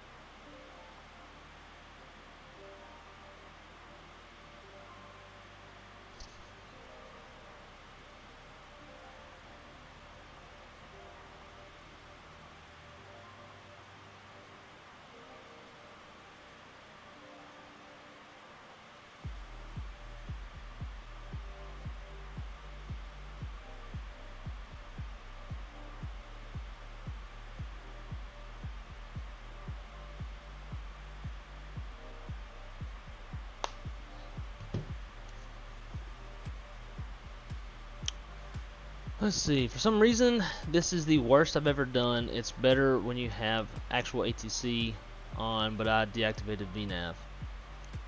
Yeah, and you get kind of out of whack too when you have to go around. Instead of just, you know, like you were talking about, come in on the VNav, everything is just normal, stable, all that stuff. It's very easy to get out of whack after a go around. Kind of shakes the nerves a little bit too, right?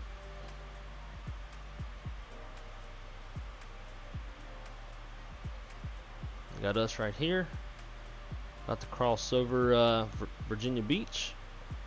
We got Captain Canada as the Delta 36 or 366.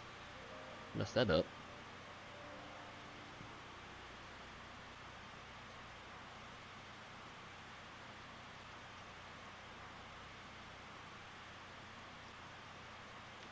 Now what I'm curious about is, can we see, okay we do, we can see the top of descent. Nice. And we got terrain, sweet.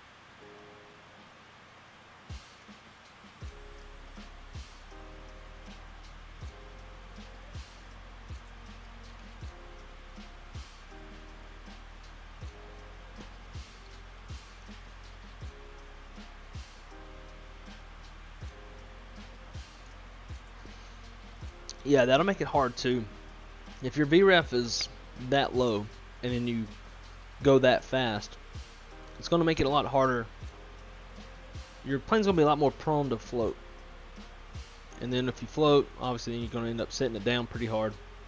So, yeah, if you have your VREF at 119 and then you go around, you're going to want that VREF to be somewhat still the same. But it's best to utilize autopilot on a go around. So go around, get your autopilot going, let the airplane fly itself, and then you can get everything reset up in your FMS, and then come back around and do it again.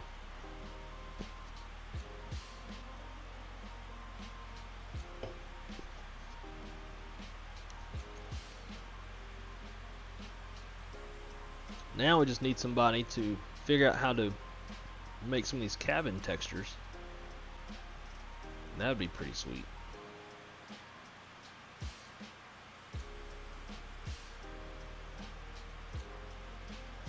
Gotta figure out which wing view is the best.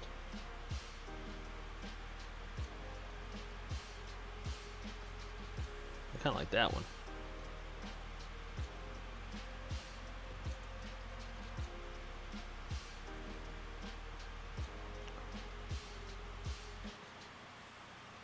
Yeah, it's probably a huge part of it.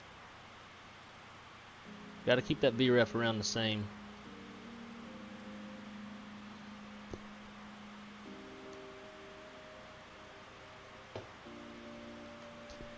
In fact, after a go around, your VREF could be a little bit slower even, because VREF is based off your aircraft's weight, and you know, if you go around, you're probably going to burn, to do what you did, to go around and box it back around, you're probably going to burn at least 1,500 pounds. That's going to take probably another knot off the VREF or so.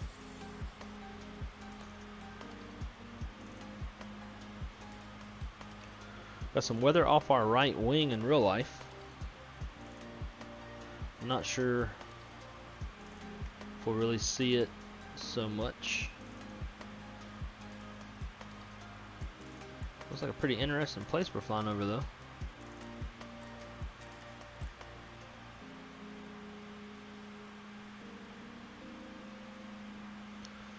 Just now reaching Norfolk. Still on the J174 airway. We'll take that all the way down to Wilmington, and then we'll pretty much be there.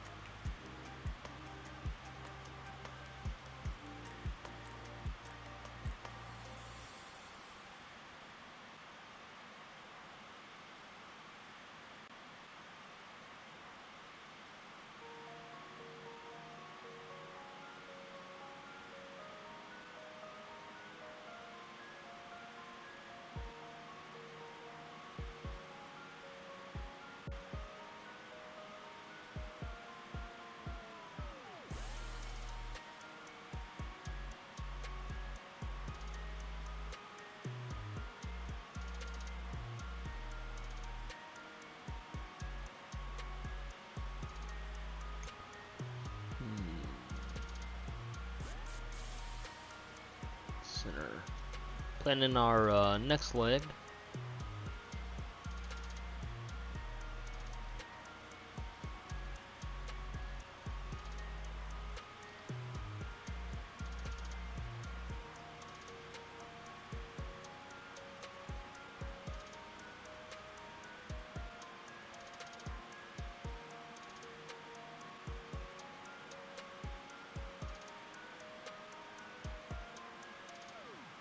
Definitely gonna be a short one.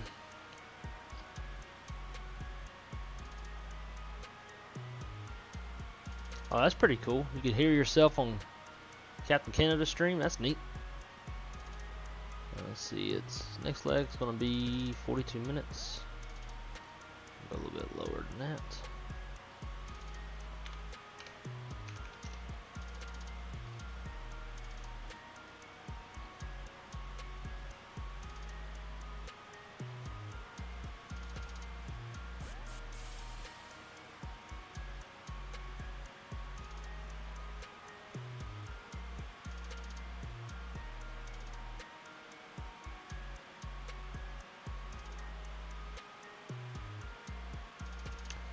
Yeah, it is going to be short. We're looking at en route time of 45 minutes. That's a little bit longer than I thought it was going to be.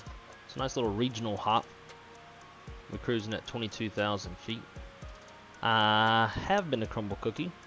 I went and picked some up for my girlfriend, and then she gets it relatively often, so she has let me have some of hers before. Pretty good. I'm not gung-ho about it like a lot of people are.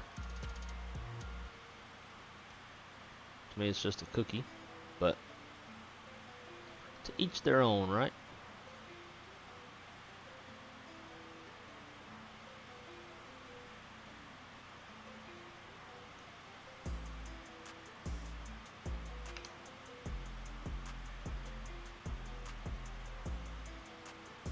Getting crunk in this MD-82. Do people even say getting crunk anymore?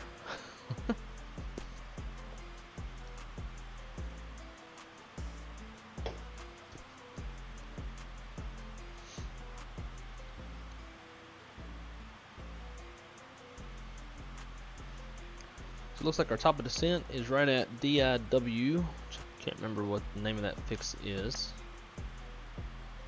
Dixon.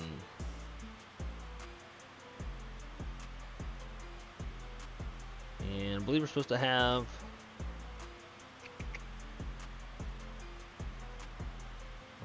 let's see, how's this? I'm not used to this format. The format that I use doesn't work in the EFB, so I had to change it.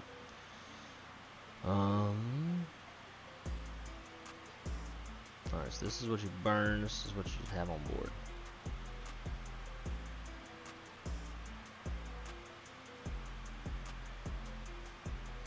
So at eddies, supposed to be 10.1.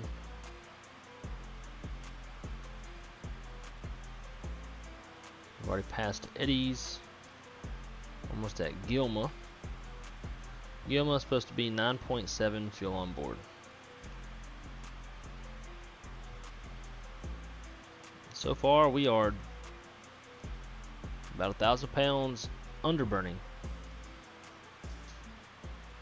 Captain Johnson, how's it going, my friend? I am doing pretty well.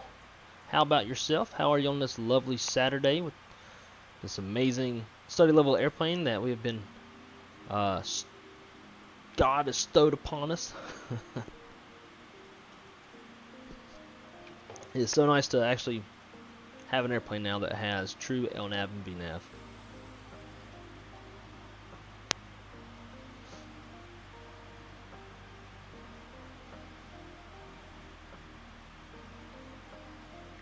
Let's dial up for the approach. 109.50 and 177.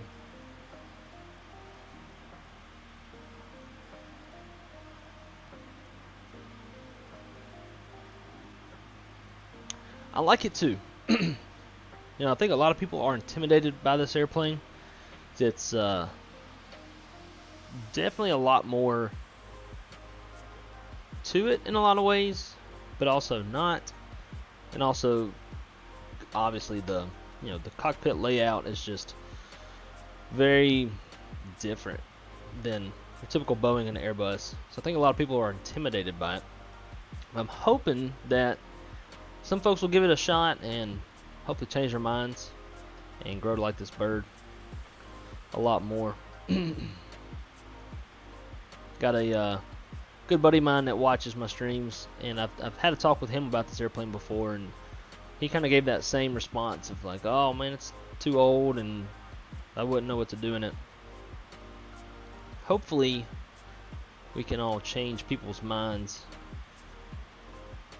but I believe that most people are probably going to hold out for the 737. If anybody is tight on money and they're kind of in between whether it's going to be this airplane or the 737, and obviously I think most folks are going to go to the 737, but yeah, I am really digging this airplane so far.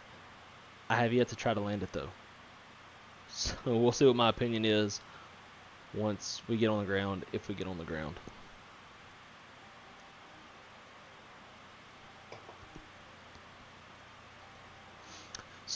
So yeah, actually Chase, I don't know if you know this or not, but the 717 was started by McDonnell Douglas, but then Boeing bought McDonnell Douglas. So the 717, because it was in development, became the Boeing 717. Had they not bought them out, it would have been another McDonnell Douglas airplane.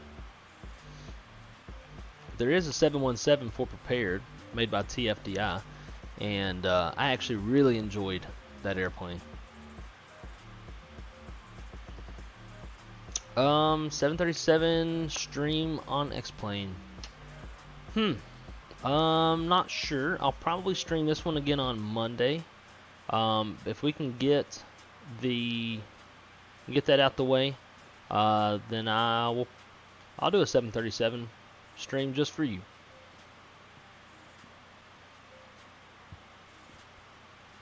Captain Johnson says its physics are nice except for the yaw.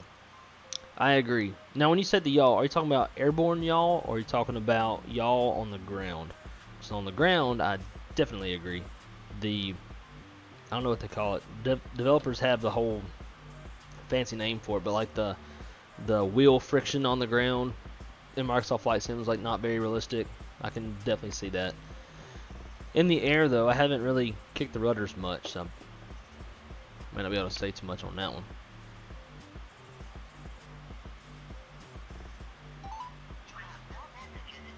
Why did my voicemail just come on randomly?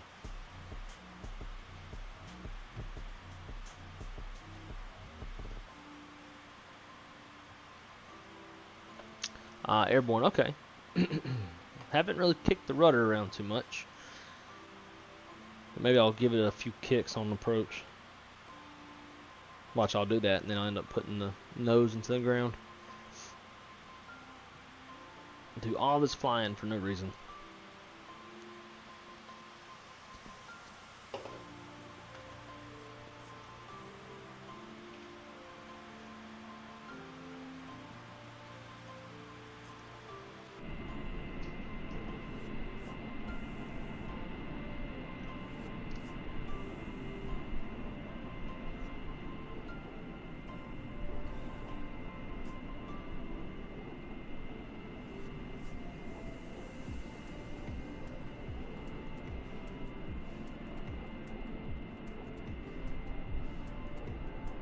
Love the way the sun shines off that bare metal.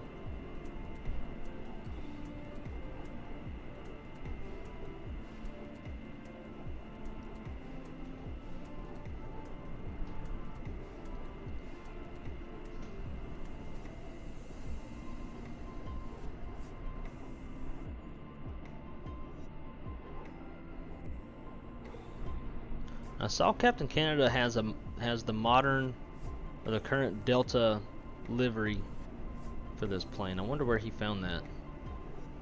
Because when I got the plane and started installing liveries at like 7 this morning, Eastern time, there was only 16 available on the Leonardo software forums.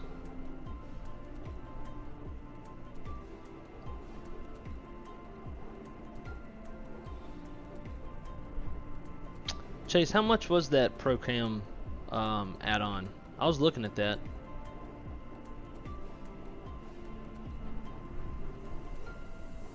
Definitely seems different in a good way. But I'd have to get it a shot before I don't know. I just don't know. It does seem pretty cool though that you can put like a physical GoPro looking deal inside the cockpit. That's pretty neat.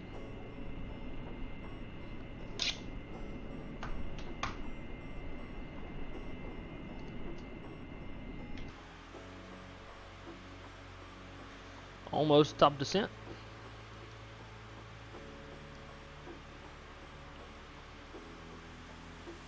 About 60-ish miles.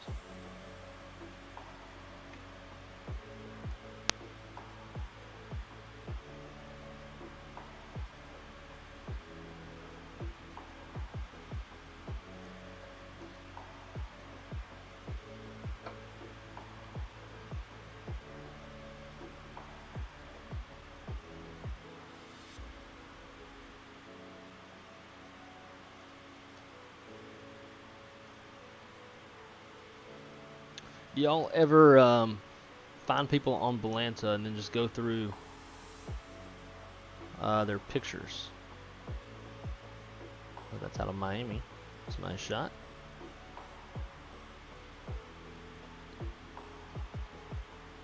Give this dude some likes on the pictures. I wish there was a way you could like look at all of them. Maybe there is, and I just don't know about it.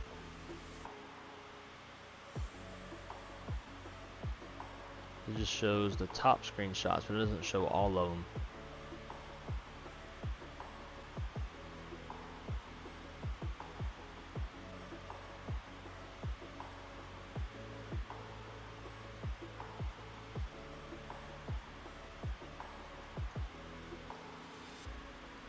All right, so let's about time to start thinking about the approach. So let's pull up Myrtle's weather.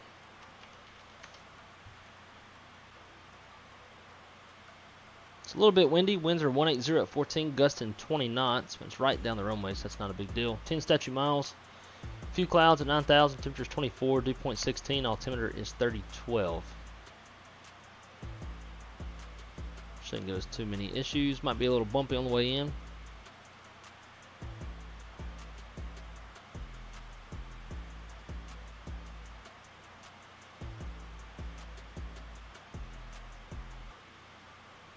So the next question though is, do we do a sim restart and play it safe? Because it does seem like the sim does not like doing concurrent flights. So should I restart the sim, or should we just give it a shot and try to do a quick turn out of Myrtle and head over to Charlotte without a restart? If we don't do a restart, we're living on the edge.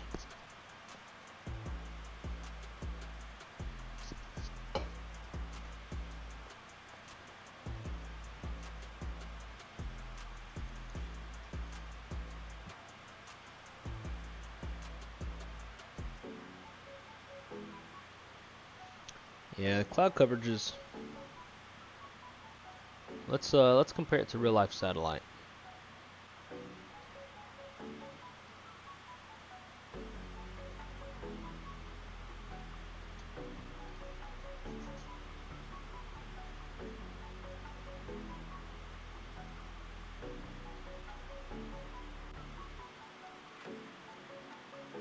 Yeah, it might be somewhat realistic. So we got Myrtle down here. We're in this area. So I would say that's quite realistic.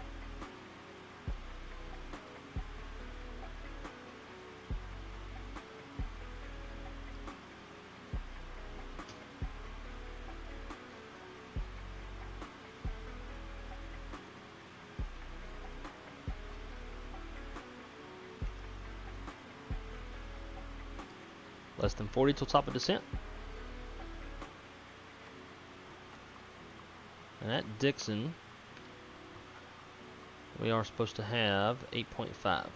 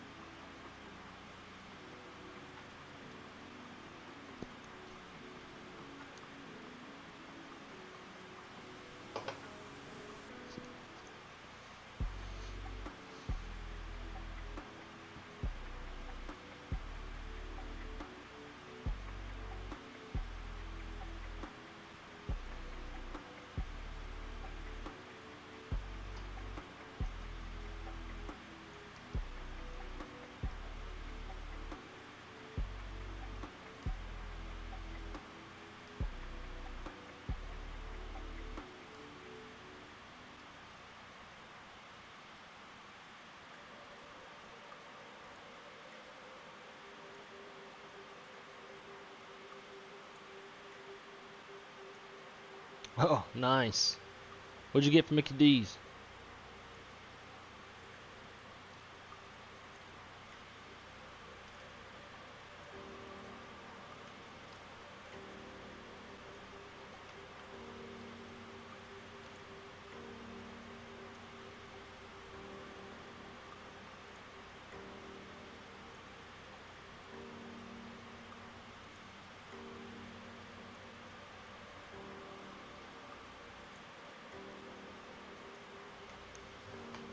I had one of the best chicken sandwiches I ever had last night. And I can't even tell you the name of the place. Actually, yeah, I can. It's called It's a Chicken here in Orlando. It's pretty damn good. It's like one of those gourmet chicken type places. It's not just your regular chicken sandwich.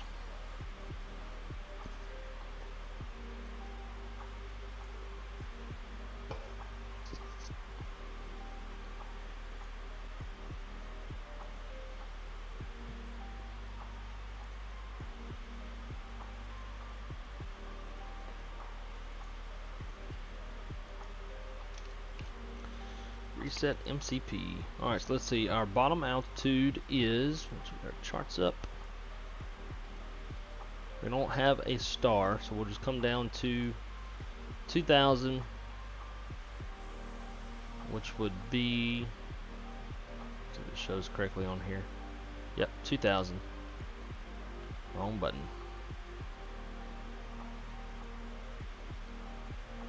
So now I'm curious if it's going to go like a Boeing and just do it once it crosses top of descent, or am I going to have to initiate the descent somehow?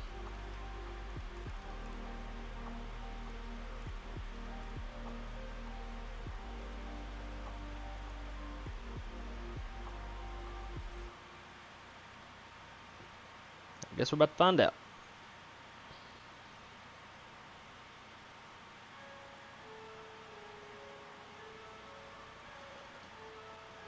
So Chase, did you get yourself a hamburger, or did you get some nuggets?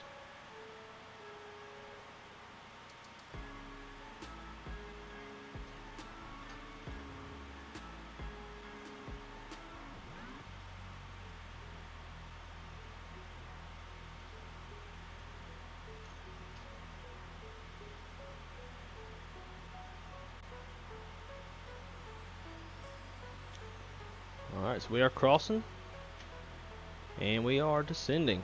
Nice. So it actually does it like a Boeing, and it'll auto descend. So y'all know Boeings won't do that. You gotta tell it to come down. I guess I'm gonna run to the bathroom real quick. I'll be right back.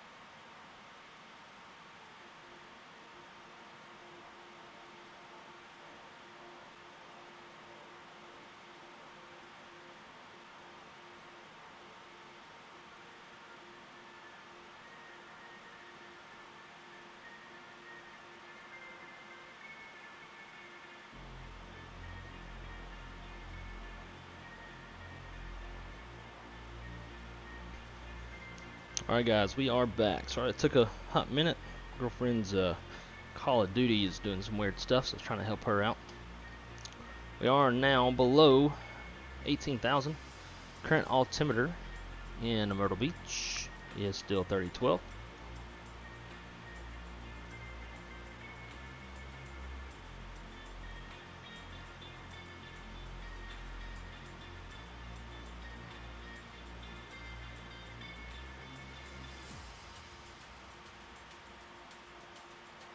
So I guess the two are synced, which is a little weird.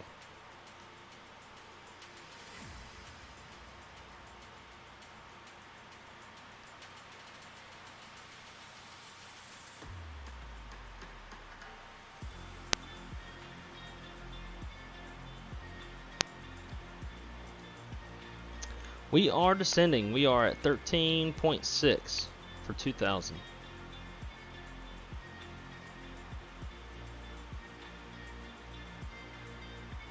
This is probably going to be pretty ugly.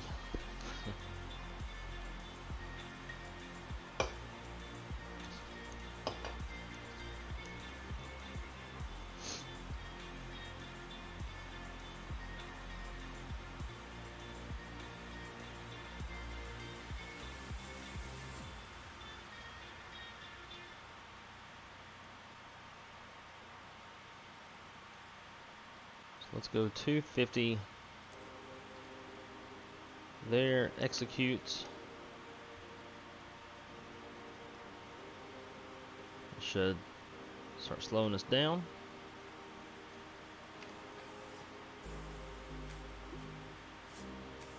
Bring those boards out a little bit.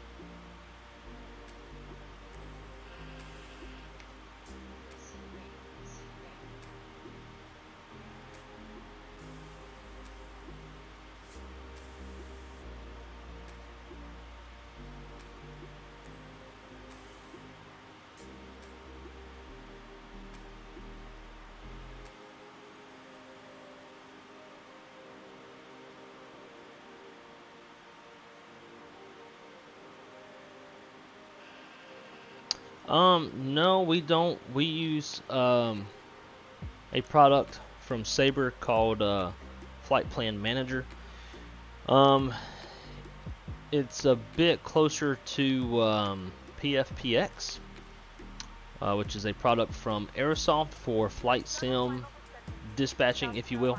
You have a lot more capabilities with software like that than you do SimBrief. SimBrief is very generic, very basic, bare bones, compared to real life dispatch type software. If you remind me, when we get to cruise on our next leg, I'll pull up PFPX and show you what I can on that software. But with SimBrief, you can't really run reroutes. You could run, you can't run reroutes because, like in the real world, you need to be able to block the fuel. So you would put into the software, aircraft has this much fuel on it, block that fuel, and then run the route. So like, let's say we're going Fort Lauderdale to Myrtle Beach, and we initially routed the aircraft over the Atlantic, but then ATC reroutes inland. We would need to run that. So if I planned 15,000 pounds of fuel for the Atlantic route, and then they change it to inland, I need to tell the software the airplane has 15,000 pounds of fuel on it. Do not change the fuel. And then put the inland route in, calculate, and see what the burns are like compared to the Atlantic. That way I can send it to the crew. Can't do en route reroutes. There's a lot of stuff that there's a lot of capabilities that dispatchers need to have that you can't use with SimBrief. But it's probably good that SimBrief is the way that it is. I do wish that maybe they had like a premium paid subscription based type software that was a little more advanced.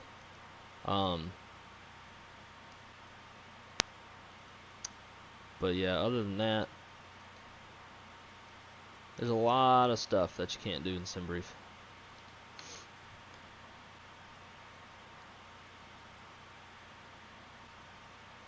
Alright, so we need to be at 2,000 by this next waypoint. So I gotta remember how to override. FMS override. There we go.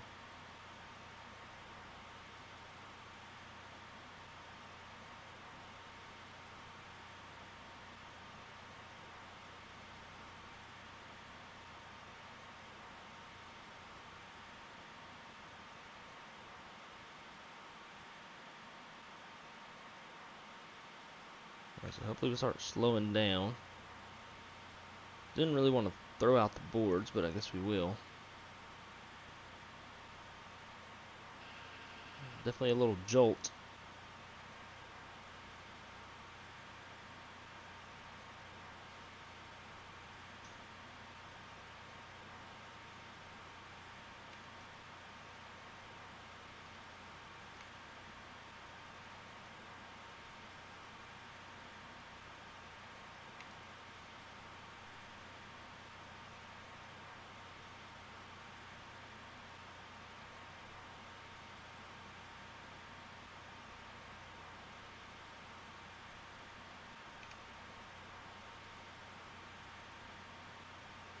Alright, so at 40 degrees of flaps, our VREF is 128.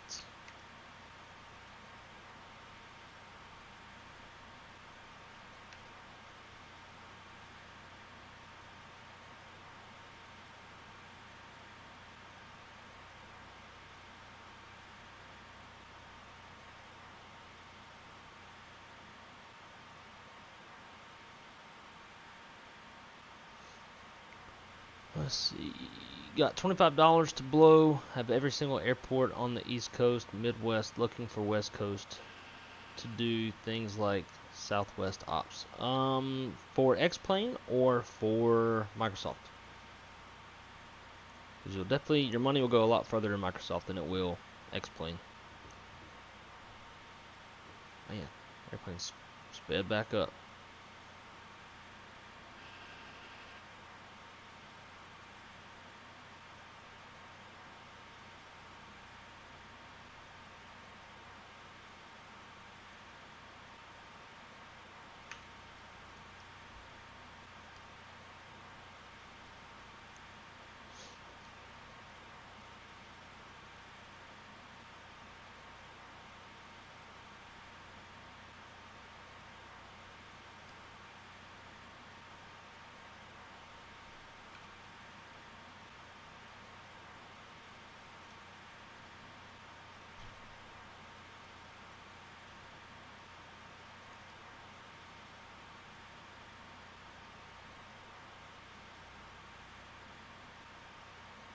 I'll slow her down to 200.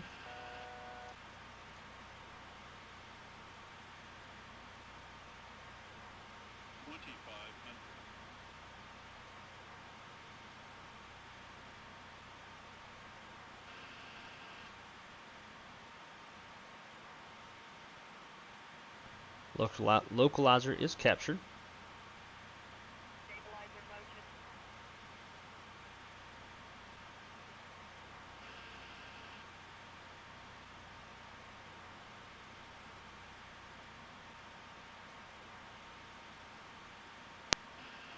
This airplane is not wanting to slow down at all.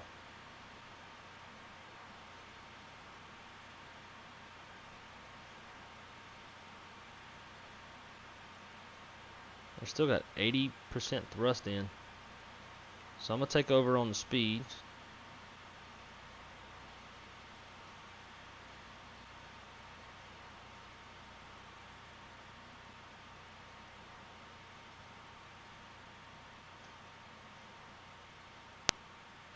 Go flaps or slats out. Slats extended.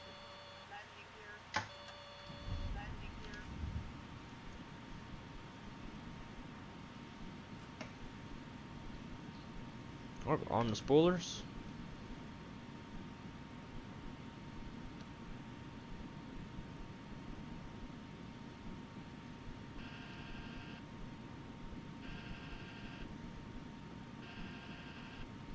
Flaps 15.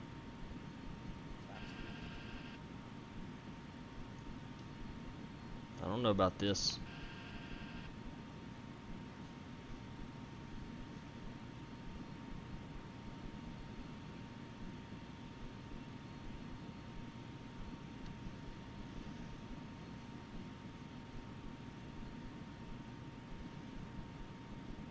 Flaps 28.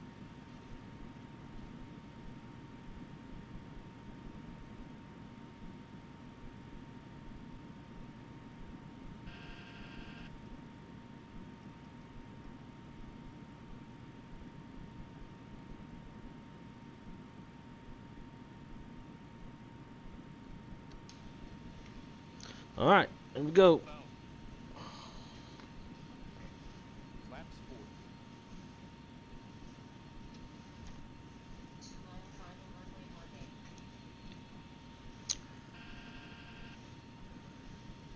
40. Hillbilly Gypsy, what's up, my friend? Sorrow HD, welcome to the stream. All right, autopilot's off my airplane. Light slope. Light slope. Light slope. Already below glide slope. This is my first time landing this airplane, so bear with me. Light slope. It didn't really set me up for success from the get-go. Damn. The fact that you can't hear the engines 500. is making it really hard to tell.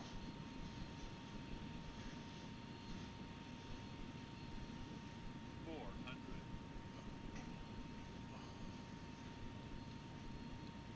300.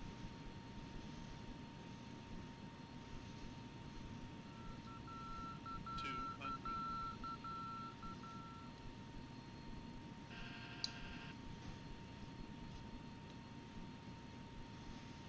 Light slope. Light slope. Light slope. 100. 40. 30. 20. 10.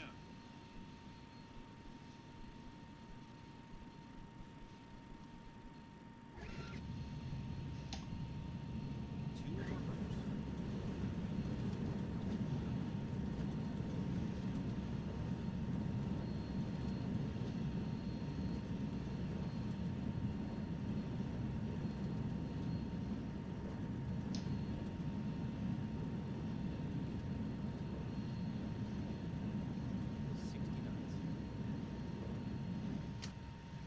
Reverse lights out.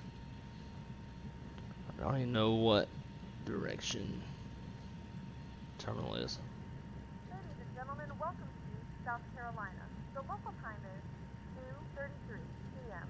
and it's currently It's off the about left. 75 degrees Fahrenheit. Oh man, Now use your mobile device. definitely gonna take some practice with this airplane. So the aircraft has come to a It is so damn quiet, you can't tell.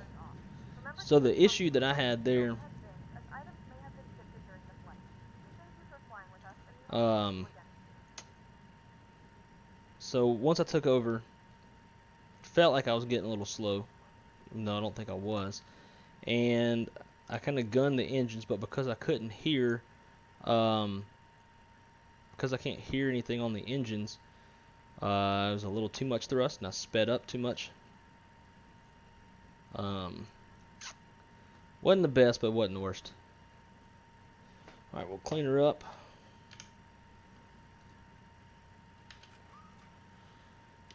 You know what? I didn't have landing lights on.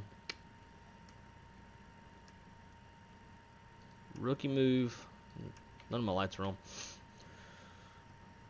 Well, hopefully we can redeem ourselves on this next leg.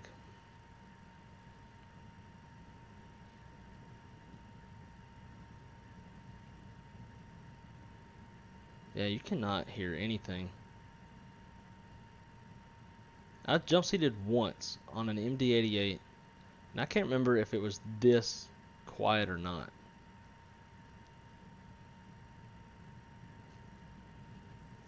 And Chase, you know, it's funny that you said that. I've noticed the streamers that I've seen, or some of the video that I've seen of people flying this, usually float this airplane. Not sure why. Let's get the APU on. Start pump.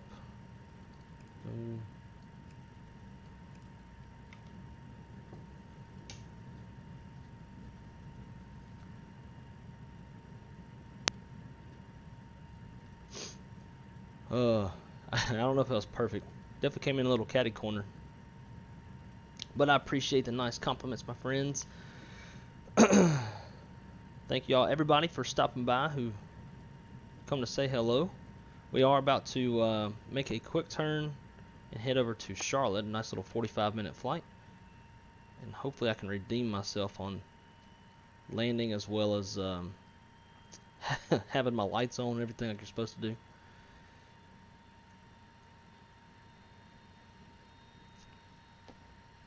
Yeah, I got a little sidetracked trying to make sure that my hydraulics running high, ILS was tuned, like all this weird stuff that you have to do. Obviously the ILS isn't weird for any airplane, but this plane has some extra stuff that you got to worry about. Flaps are up, blah, blah. I guess everything looks good.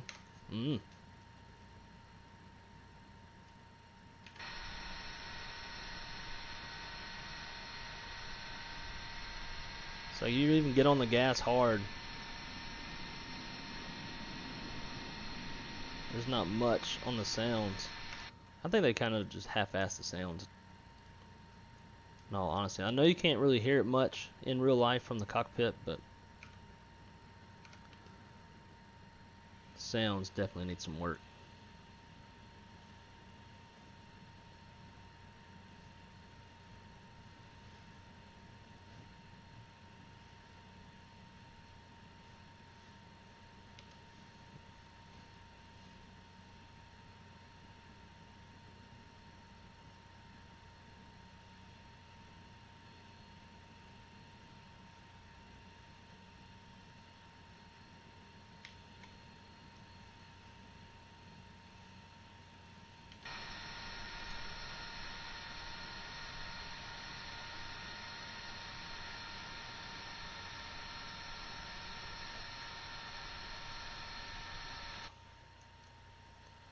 Alright, set the parking brakes. Now, the first question is how do you shut the airplane off? So we'll get the APU gen.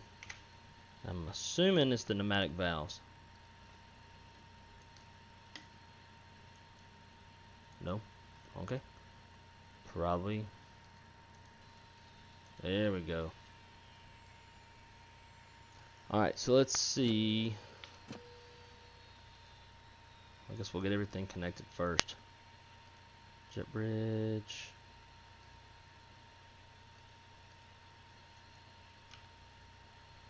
Let's go here, here, forward main, forward service.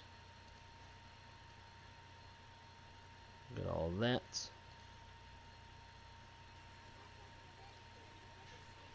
We'll just leave the APU on. It is hot, so we'll get the AC cart. And we'll open the door.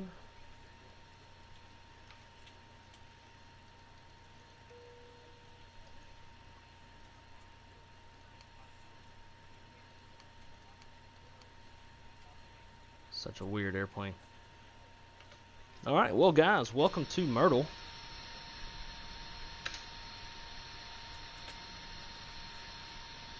Let's take a look around this airport real quick. This is Verticalsim's new Myrtle Beach airport.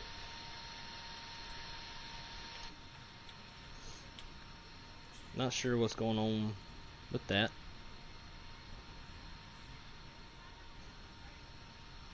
We'll turn that light off when we get back in the cockpit. But yeah, not nearly as detailed as the Flytampa Boston airport. And I wouldn't really expect it to be. But nonetheless, this is a much nicer rendition of Myrtle Beach Airport than the default.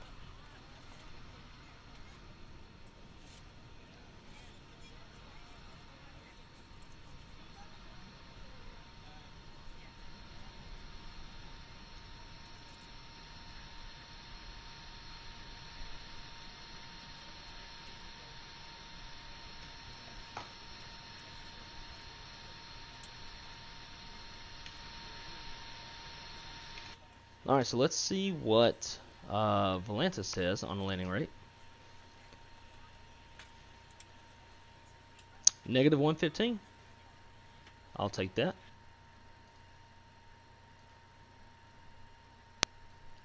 Go ahead and start for the next one.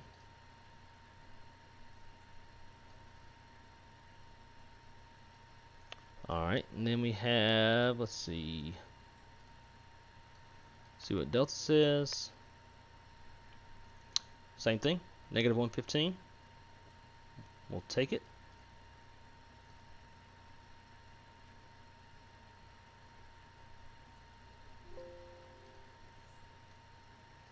I'll set the next one up here in a minute.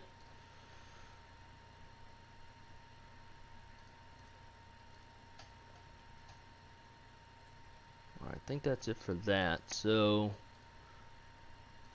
just gonna get my charts ready for the next one.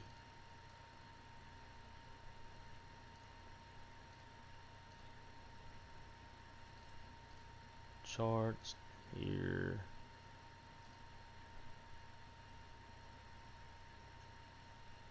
No Sid, Charlotte. It's going to be the Raslin 3.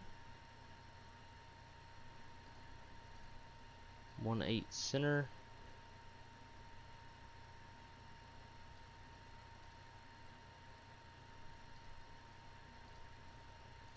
Cool, that's done.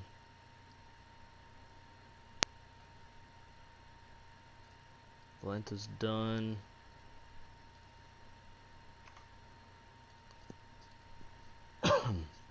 Alright, so let's see, on PAX we got an unsafe takeoff.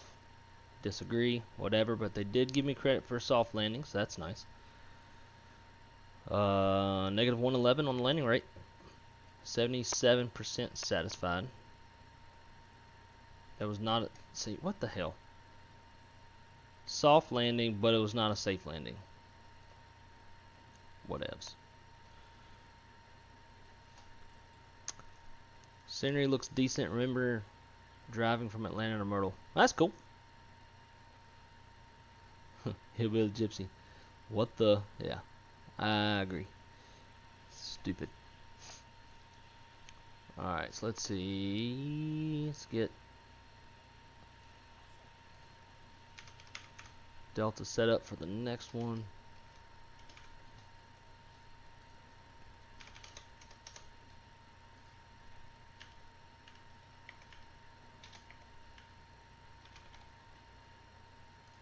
Time is it now? It's 1941Z. So we depart at 2000Z.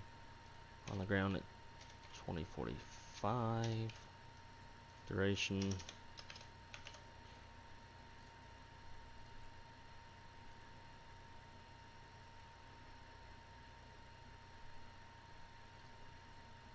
then our routes.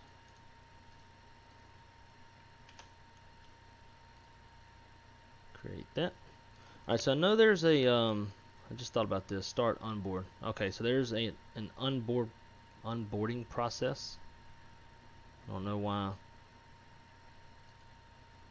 it won't let me.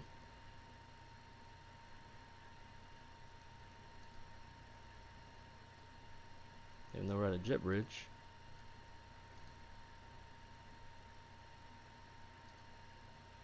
I don't know. And why is our battery almost dead? Like, this thing can't plug into a socket.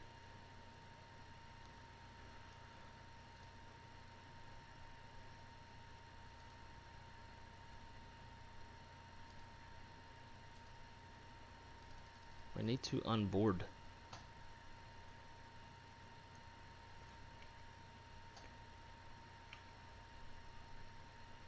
Jetway's not connected. I mean, yes and no.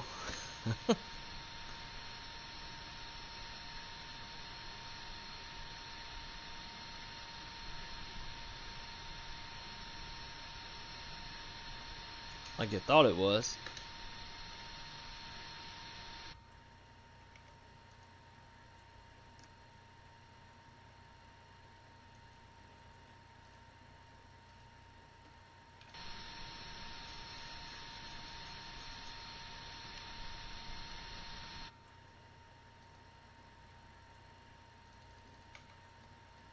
I don't know. I'm sure there's some reason for it.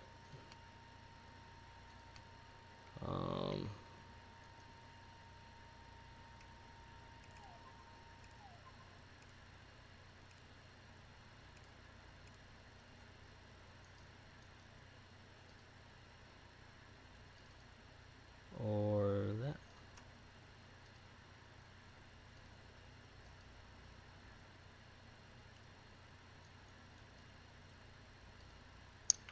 I don't know.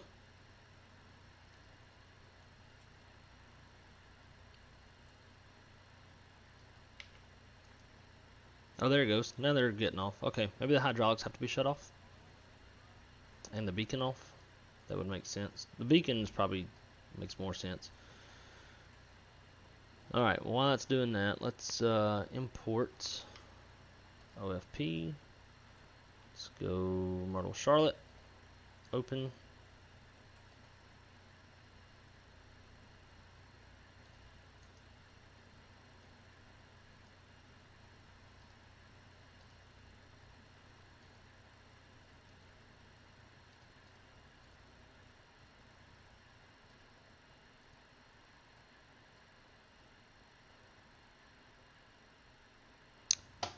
Come on, dude. Oh, that's right. Because that's what's saved as my...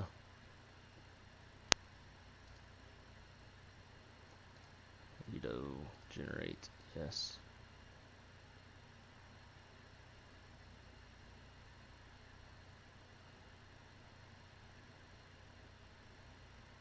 And I hate the Lido format.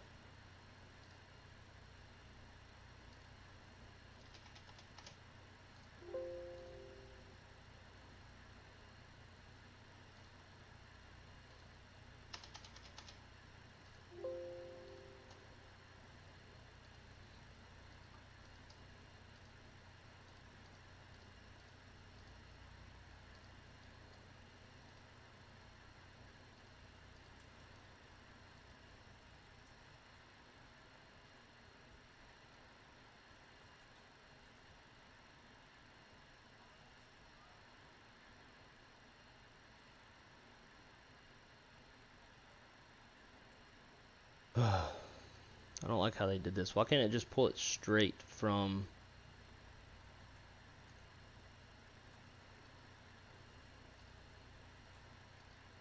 SimBrief? That would make a lot more sense. A lot more user friendly. Routes.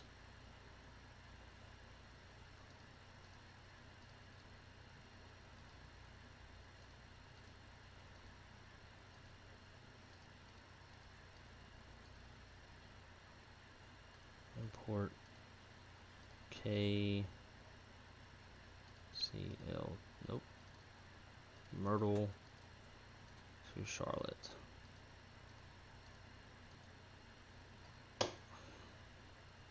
I changed the damn layout. Screw it.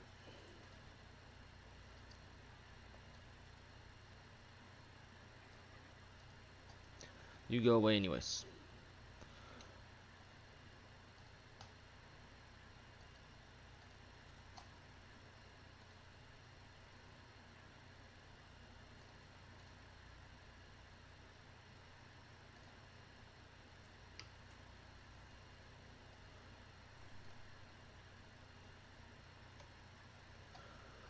Alright, let's see. Hydraulics. Making my high school supplies. Ooh. So you getting ready to start high school? I hated school. Alright, let's go. Index, position.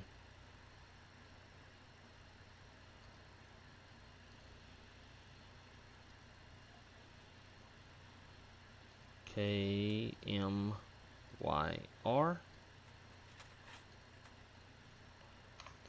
Should probably do this first. Start flight. Dun, dun.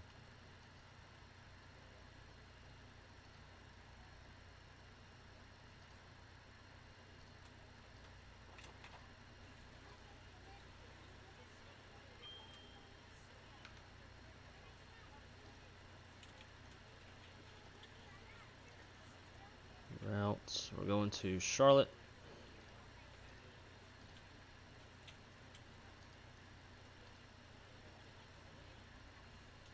I'm taking off of runway 18. Arrivals.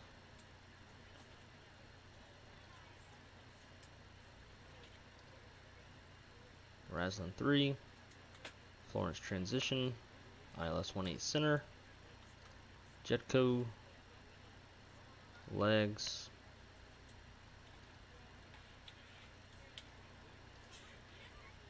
Activate. Execute.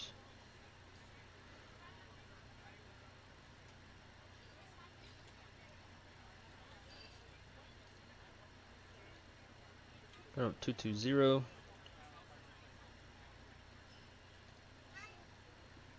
Our zero fuel weight is 95.8.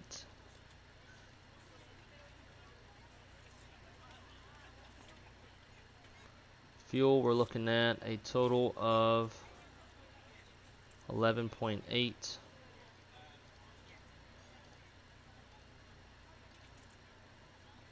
Our reserves, 3.8.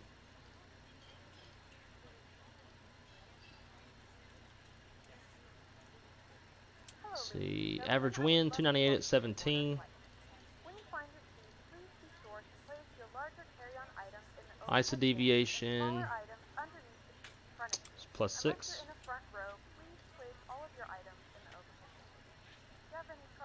Takeoff, pretty light.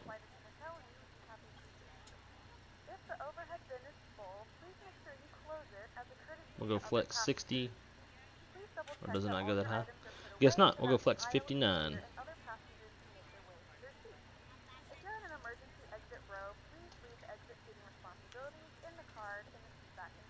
Alright, so for takeoff, V1 is 118. VR is 123. And V2 is 132.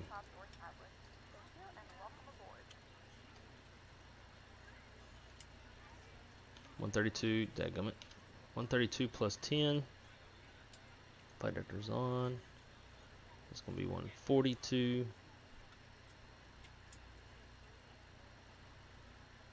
Flight director's altitude. I'm going to go straight up. 220. It is armed. We are ready to go when you are. And I would say we are about ready to go too. So let's get everything buttoned up.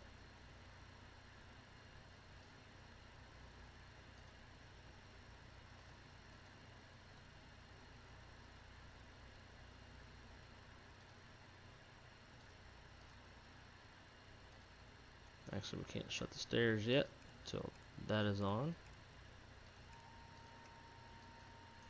There we go. Forward cargo. Ground, get that AC unit pulled. Sweet.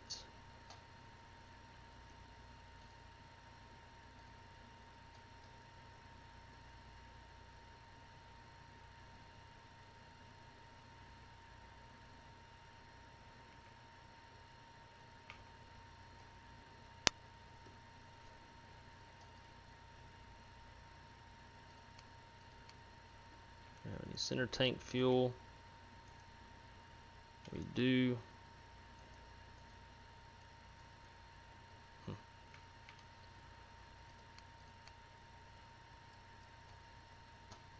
Good afternoon, ladies and gentlemen, and welcome aboard flight 2542 with service to Charlotte. Our flight time will be roughly 45 minutes. Start. We ask that you make sure that all devices Alright, I think we are ready. larger devices are now shut down and stowed.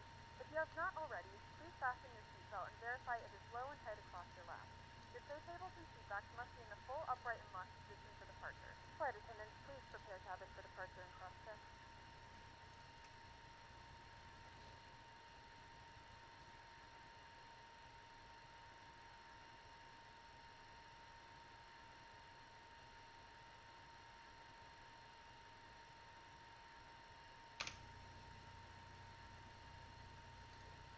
cockpit to ground. This is ground. Stand by.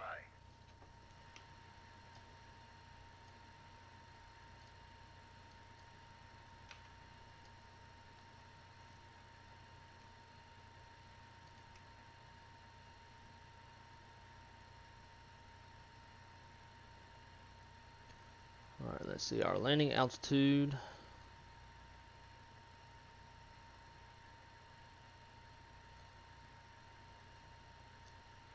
742.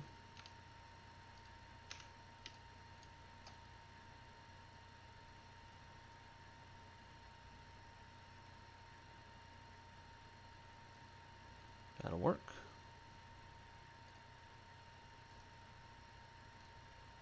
And then landing baro is 3009.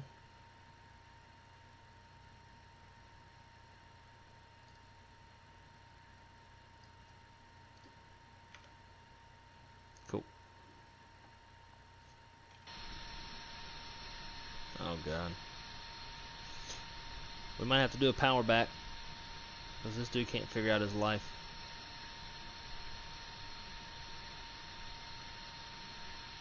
Ground, please cancel pushback operation. Alright, power back it Roger, is. pushback canceled. Okay, let's see if we can get this right this time. This time we'll go to ignition B. See our air.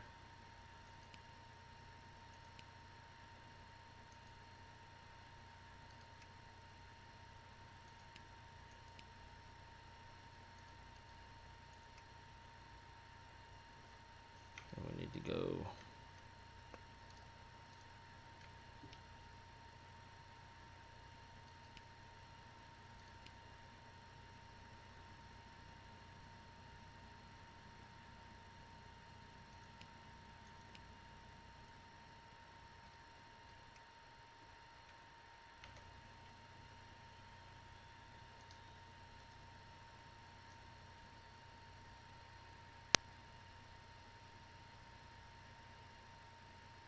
Looking for about 20% on the N2.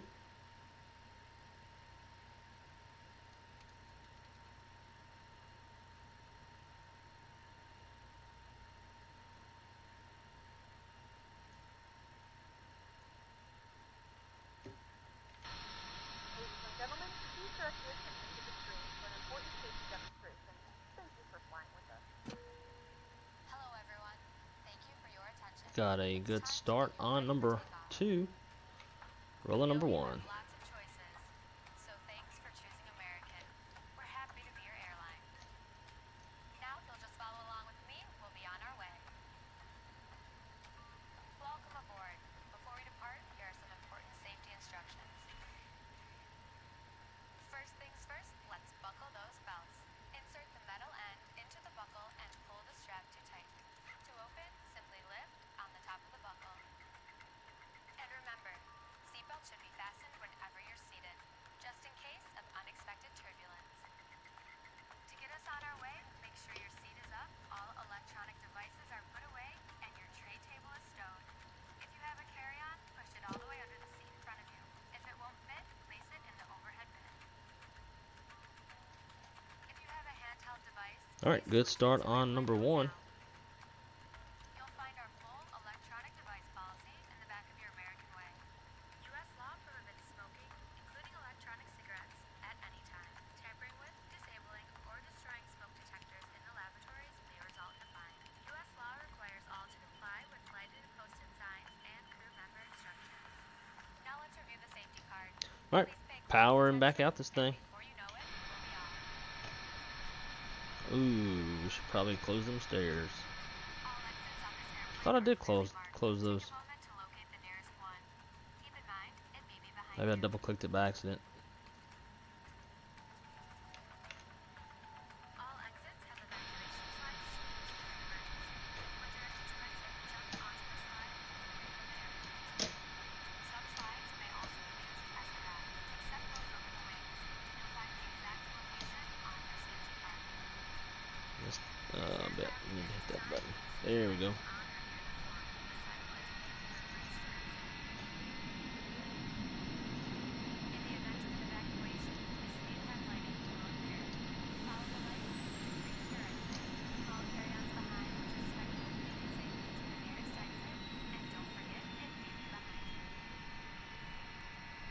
Perfect. The airplane loses pressure, oxygen masks will drop automatically. While remaining seated with your seatbelt fastened, hold down on the mask to extend That is the old school way of cup goes over your getting face out the about gate. like so, and slip the band over your head to secure the mask to your face.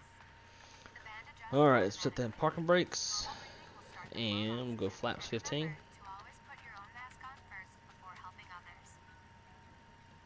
Life vests are located either under or next to your seat. To remove the vest, pull the tab or compartment handle to break the Get seal. that trim set. While locating them, see your safety card. Remove the vest from the package like this.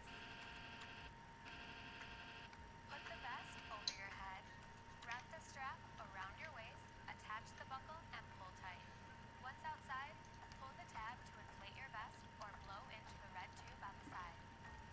In the water, a light on your vest will illuminate. Alright, and please we're on only them leave the spoilers. vest outside the airplane. Sweet. Flight directors are Now, on. your seat cushion Set, can be used as a set, flotation device. set. Just remove the lower cushion and put your arms through the Cool. straps Then on we're the good to go. opposite side.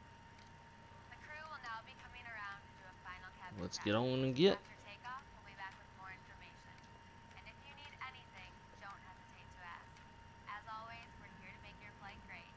Because great is what we're going for.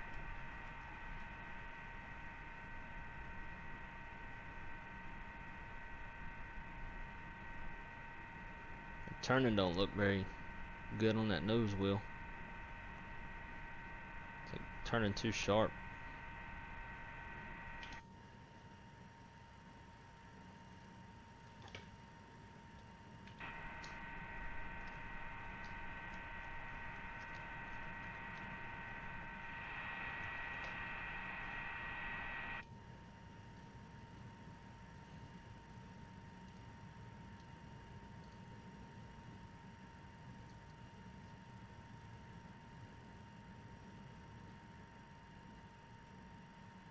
And it won't turn very sharp until you get to a real slow creep.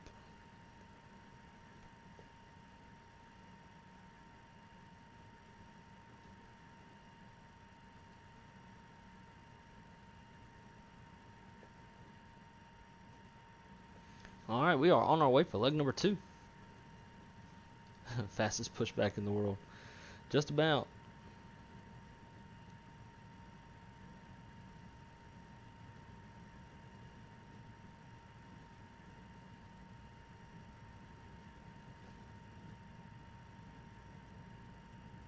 Cabin is secure.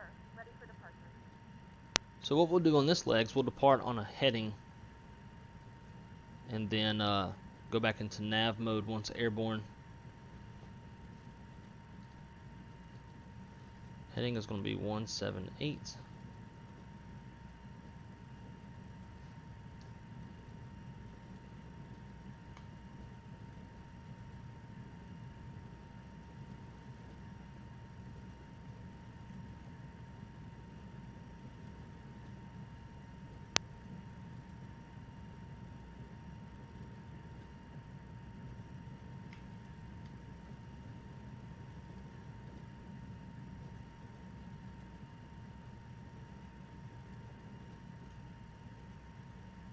There's birds on the damn ground. Better stay away from my airplane and get ingested.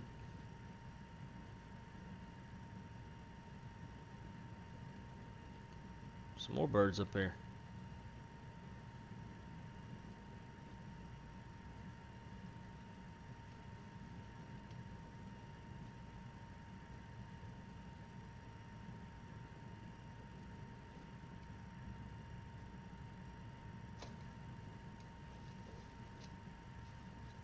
Flight controls check is complete.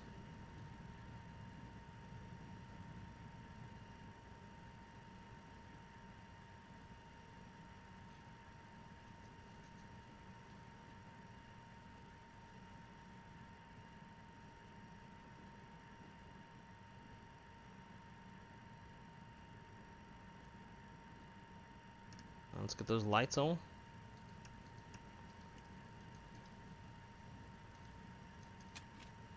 That's not what I wanted to do.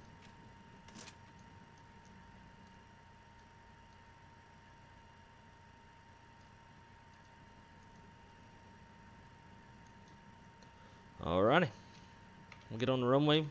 Do a takeoff config check. Approaching runway 18. Entered runway 18. 9,400 feet remaining.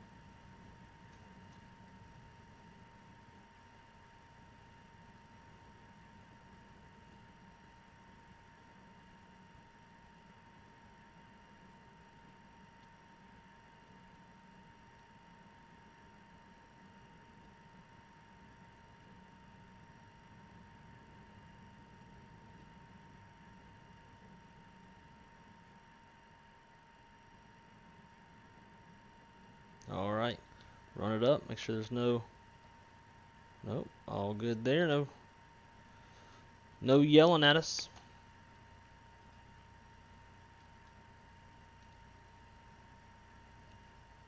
Alrighty. Let's stand it up. We'll jump back to the chat.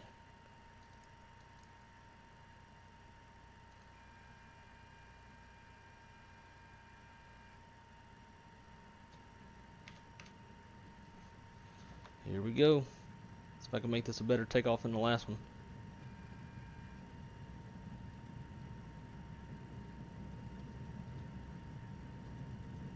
Airspeed is alive.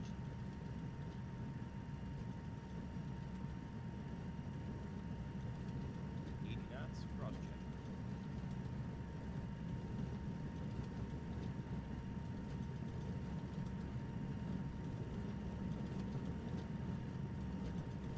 Nice long takeoff roll.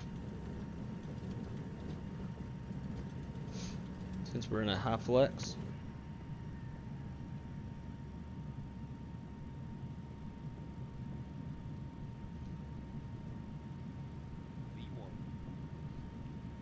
Daggum wheels coming off the ground on their own.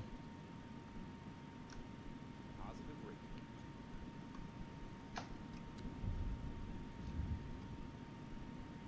I just went some birds.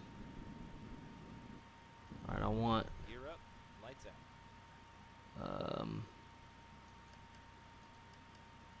heading select. There we go.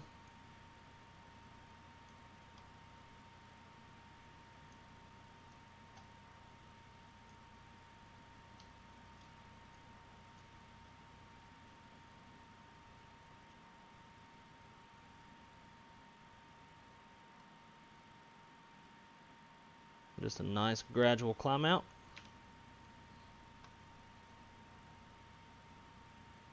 The quietest airplane ever. It would be super loud back here if they had the sound set correctly.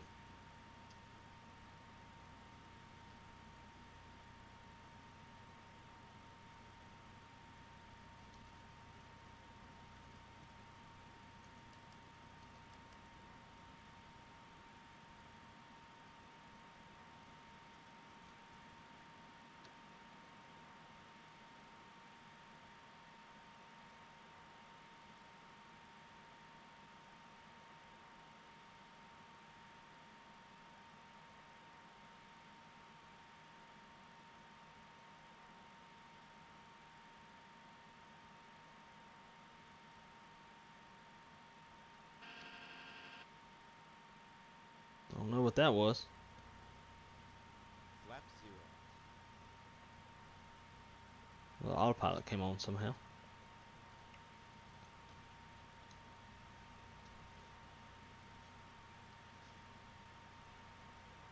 Airplane is all jacked up now. Alright, let's go nav.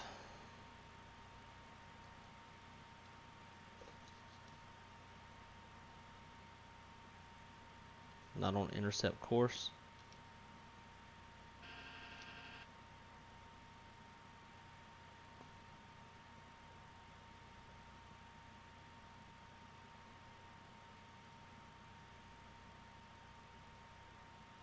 Dude, I am not sure what's up with the controls. See if autopilot will fix it itself.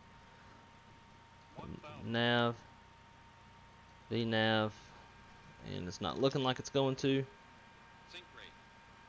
Sync rate.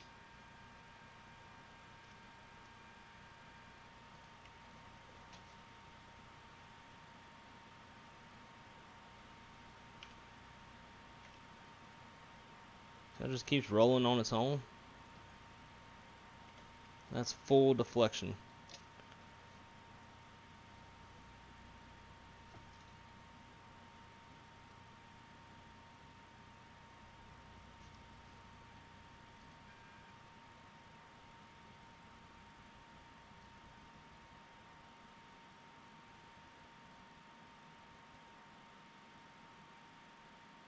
Don't really know what the airplane is doing.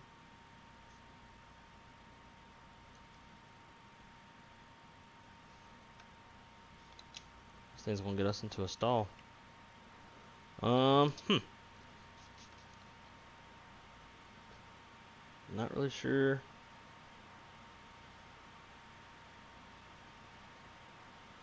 Like if we want to fly wings level, I don't know if y'all can see my yoke.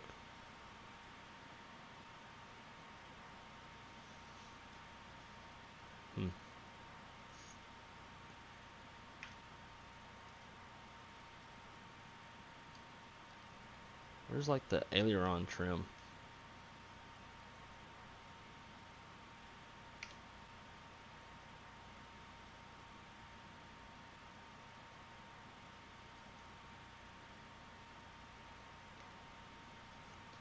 Well, what do y'all think? Might have to head back to Myrtle, because this thing's not.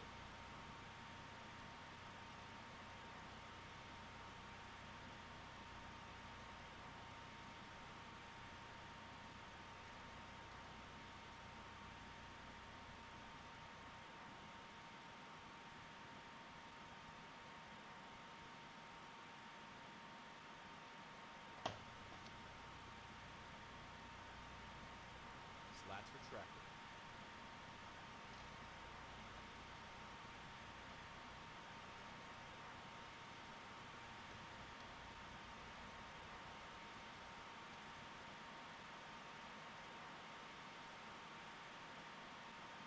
Alright, let's just try to fly heading.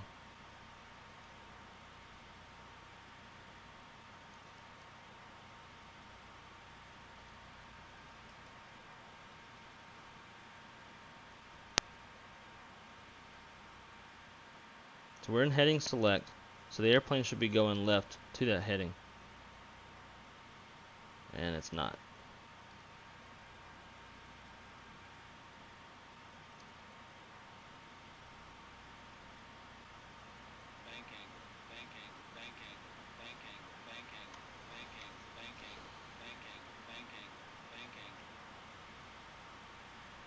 Alright, I guess we're going back to Myrtle. 'Cause this ain't right.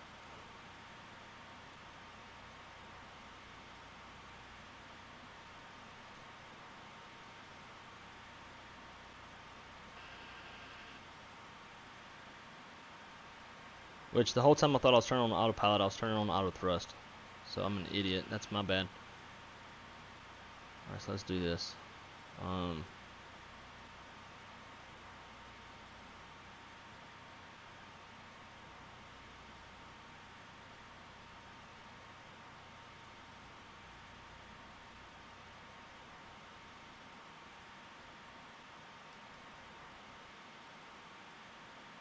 Alright, so it is responding correctly now.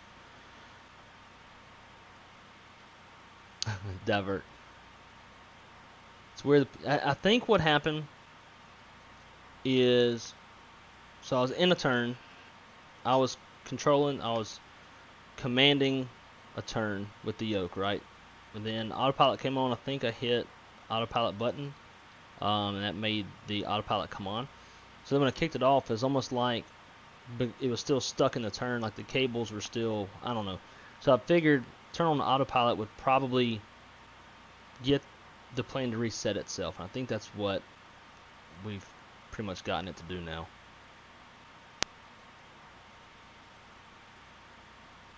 I think we're okay. Fortunately, I planned about 20 minutes of extra gas. So I think we're good on fuel. I think.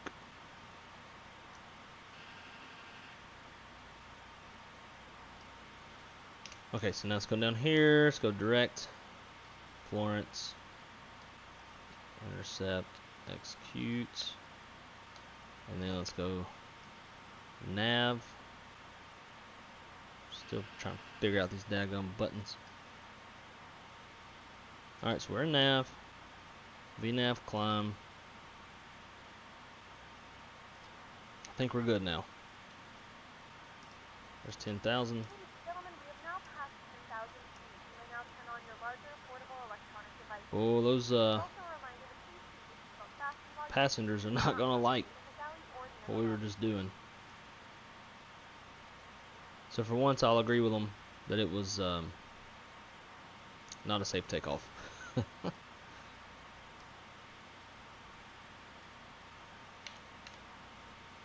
Wow, that was a little bit stressful. I thought I was going to have to try to land the airplane with like this much deflection in the yoke. So back to the chat. I have Ontario, St. Louis, Omaha. Which should I get? I want to give away for $25 sim market card. Nice. Congrats on that. You said you have a lot of stuff in the Midwest, right? So you probably have airports that are close to St. Louis and Omaha.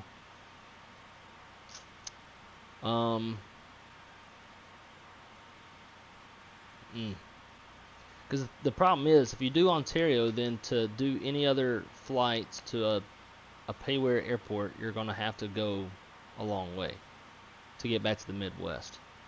What's the closest airport you have to Ontario? And I like the background. Yeah. That was one of the first things that I like when I saw somebody stream. But I had a feeling like you could just change the background on it, and from the get-go I knew I was going to do this. So I think I had this background in there before I even like really jumped into the simulator for the first time. Sorrow HD. Yeah, it does look really good. I agree. Sync rate. Maybe we should have diverted, gotten gas, and then turned around and kept going again. Captain Johnson, that's weird. The plane did that. Yeah. I think it's just the, like I said, it's the autopilot button. So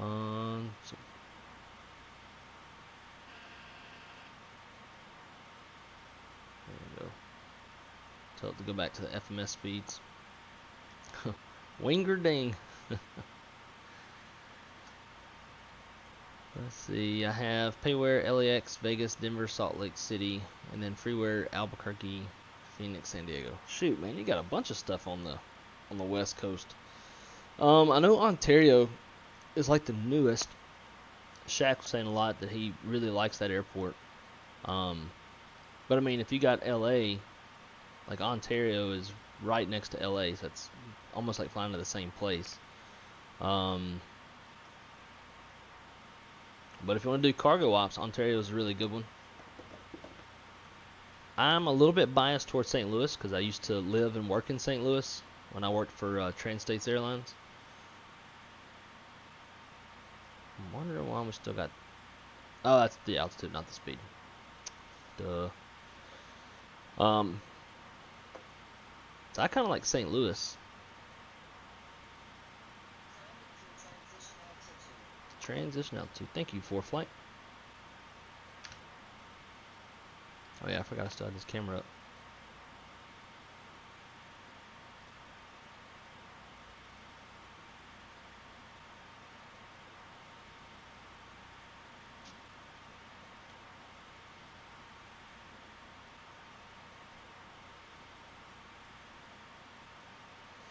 Recently joined FedEx Virtual Airlines. Well, then Ontario might be your way to go. What FedEx airplanes do you have? Did you get the MD? I was still thinking about maybe getting the MD and the Tolus 340, but it's quite a lot of money to get those.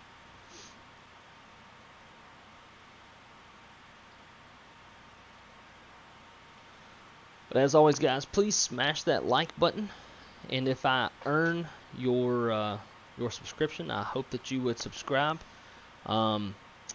again, I am a real-world flight dispatcher. I specialize in Airbus airplanes, so when I'm flying an Airbus, for those of y'all who haven't seen, if any of y'all are new to the channel, my Airbus streams are a lot more put together. We're doing checklists, we're doing briefings, we're doing flows. Things are a lot more how they're supposed to be when I'm flying an Airbus. I do not specialize in the MDs, as you can tell. So I hope that if I've earned your subscription, that you'll subscribe, hit that notification bell, and hang out and watch an Airbus stream. And from there, I think I might be able to impress you a little bit more than this monstrosity of a flight.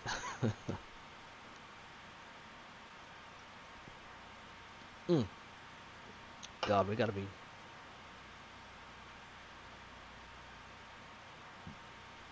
So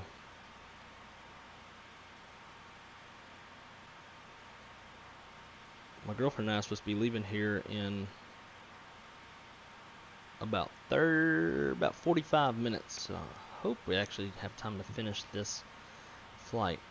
It's my girlfriend's nephew's birthday today, so we have to go out to eat for him, and it's about an hour drive to get to the restaurant. So what I might have to do is get ready for that and then come back to this. But before we do, let's check this out.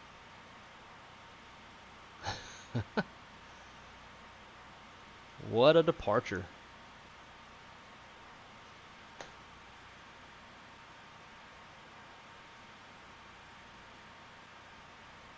Nothing to see here, folks.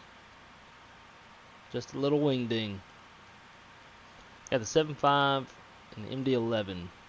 Okay, yeah, so you got some airplanes to do some cargo ops. Yeah, so get Ontario. I'm sure Shaq's gonna be flying out of there more, so you can fly with him.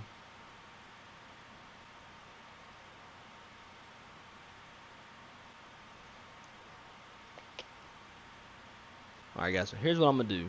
So make sure that we can actually have time to complete this flight.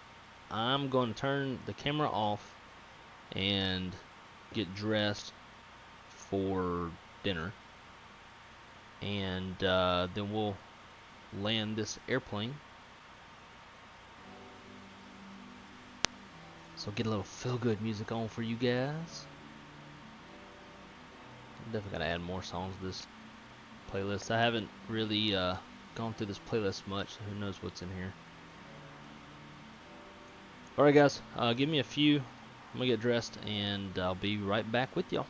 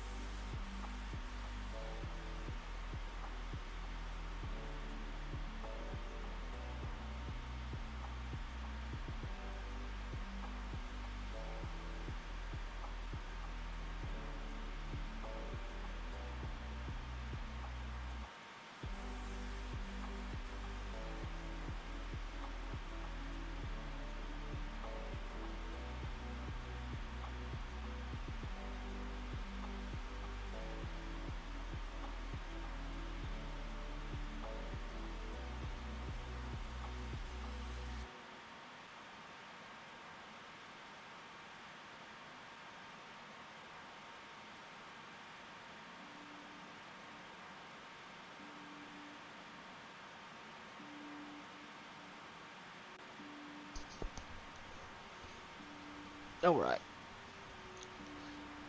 So the times have changed. And we are leaving in an hour, so I should be able to land this plane and then get ready.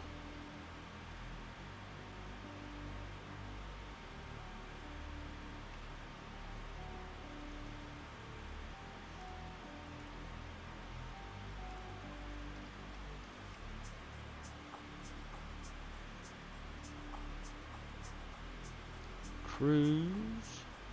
Two gas is on. Alright, so let's start setting up for the arrival. So we'll be there pretty quick. So we've already passed the Florence VOR.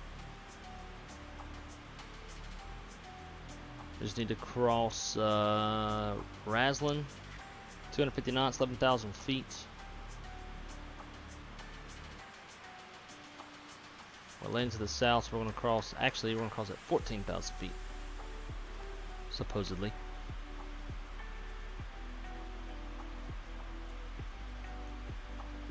So our approach frequency is 111.3, final approach course is 183. Final approach fix is silo, 2,400 feet. Decision height is 200 feet above the ground. Touchdown zone elevation is 742. If we go miss, we'll climb to 3,000 outbound on the Charlotte VOR radial 181 to Denny, intercept DME 12.7 Charlotte and hold. We ain't doing none of that. We're just gonna box it around and come back. Or crash. One of the two. We have a 3-degree glide slope. Approach lights, Pappy on the right. And if we go miss, we'll climb to 3,000. Box back around, come back again. To shoot this approach, we need 200-foot ceilings, half-mile visibility. Current weather is, winds are, actually let me refresh this just to make sure we got the... Alright, so winds are 180 at 8, gusting 15, 10 statute miles, scattered at 5,000, scattered 25,000, temperatures 27, 2.13, and the altimeter is 30.07. Expect visual approach, 18 left, 18 center, 18 right. We are planning on 18 center. On 18 center we have high intensity runway lights, inline lights, approach lights. Pappy on the right, 30-degree glide slope, it's grooved, RBR's reporting. In the glide slope we have 8,841 feet of usable runway, it's 150 feet wide. Once we land, we'll exit to the left. This way I won't have to try to look it up again. Hopefully we'll get off at Echo 5. Make our way into the ramp. So let's tune up the airplane. So 111.3. Final approach course is 183.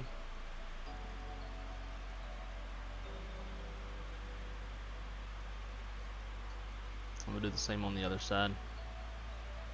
111.3. 183. Sweet.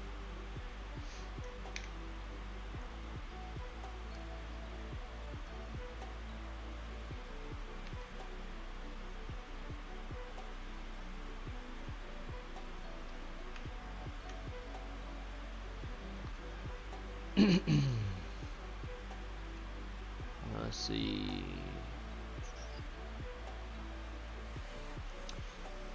$32.97 Atlanta Center if you're on VATSIM. No, I'm not on. I'm not proficient enough in this airplane yet to get on VATSIM. Coco, hello, I'm back. Awesome. Thanks for coming back. Appreciate you hanging out with us. You missed a very dramatic departure. That's not what I want. This is what we want. Just to give you a little look at our departure that you missed. It'll be worth going back on the playback and watching that again. When we started our initial turn, the airplane did some weird stuff, and it got stuck in a roll. Took us a minute to get it worked out, but we finally did. So now all is good.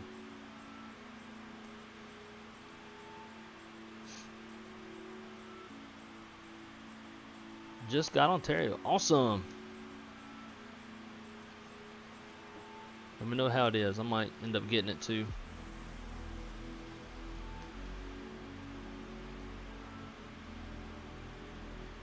So Coco, when you say, can you tell me, talk about the departure. right?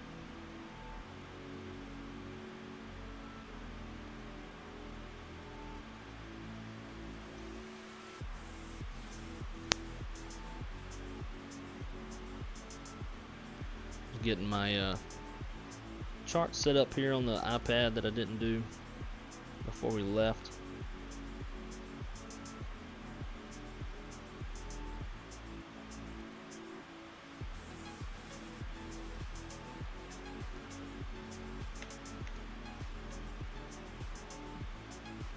Not too far off. Can already see the top of descent coming in.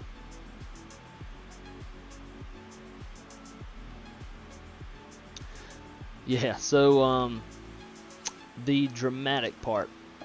Yeah, so we was rolling the airplane, went into heading select, was rolling the airplane to follow the heading, and then while I was in the roll, I hit a little button on my yoke that turns on autopilot. So when I did that, the airplane started like rolling too much, if I remember correctly. So I disconnected autopilot to manually fly the airplane. But then but then the problem was I would have about 3/4 of deflection in the yoke to keep the wings level.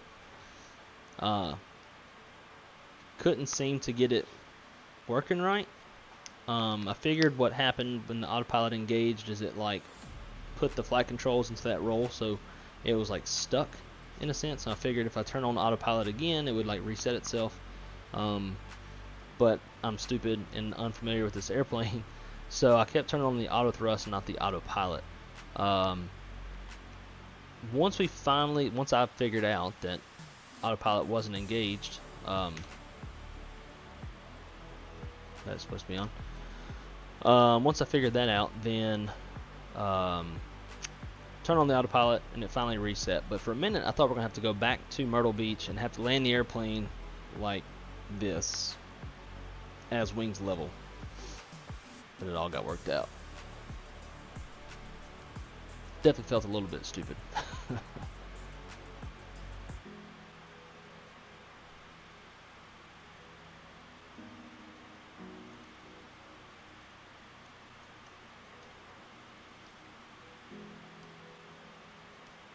Alright, definitely take that Charlotte out.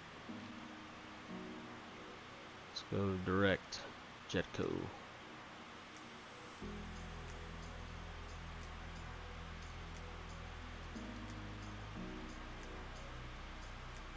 That looks better.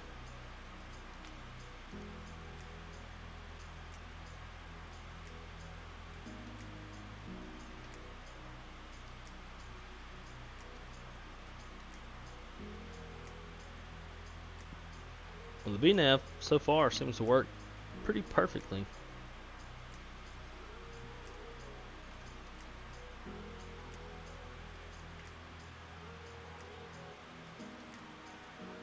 It's a nice looking cockpit. But the texturing's pretty nice. I'm happy with it. I know some folks in other people's streams or videos were complaining about it. Reset MCP altitude. We're not. Oh yeah, I guess we are kind of close. All right, on the charts, our initial be 8,000 on the approach. Let's go 8,000. That is armed.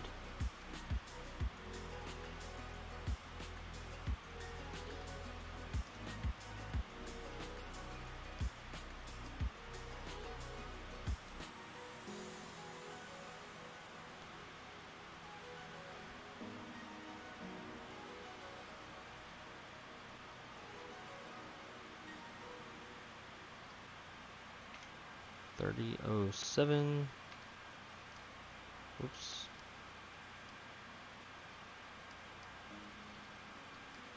There we go.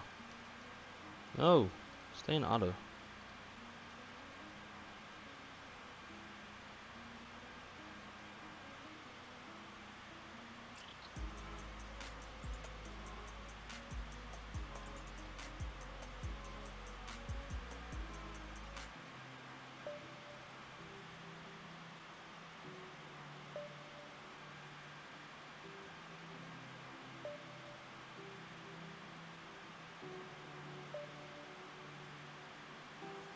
So on the last flight when we came in, we were struggling quite a bit to slow down. I think that was actually with the Aviation Geek. What's going on, buddy? Good to see you.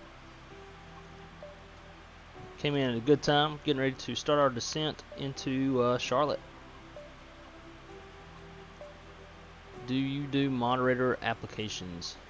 Do you have a way we can join the channel?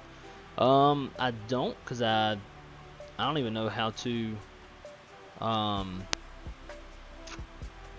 don't even know how to create a moderator, to be honest. If I had to ban somebody right now out of the chat, I wouldn't know how to do it.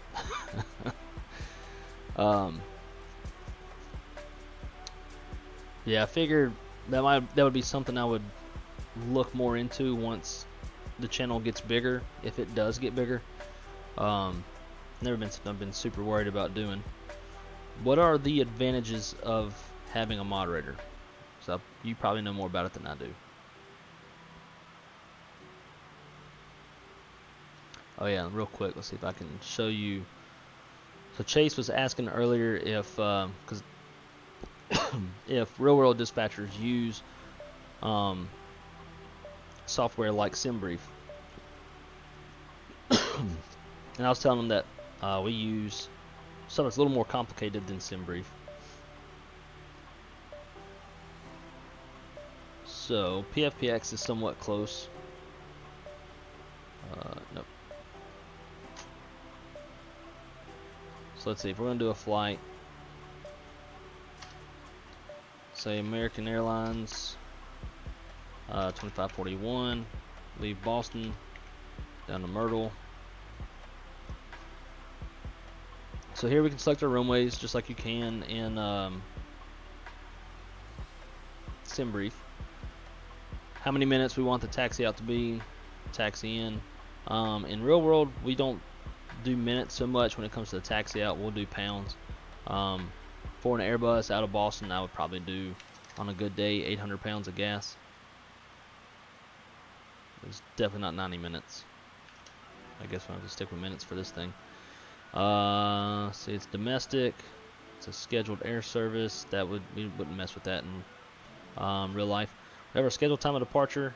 If we are expecting like a maintenance delay or something like that ahead of time, we can put in a delay. It's like 2045. So let's choose an Airbus. All the weights and everything in the airplane, we wouldn't mess with that. But this is one part that you can change, but you can also do in SimBrief your max altitude.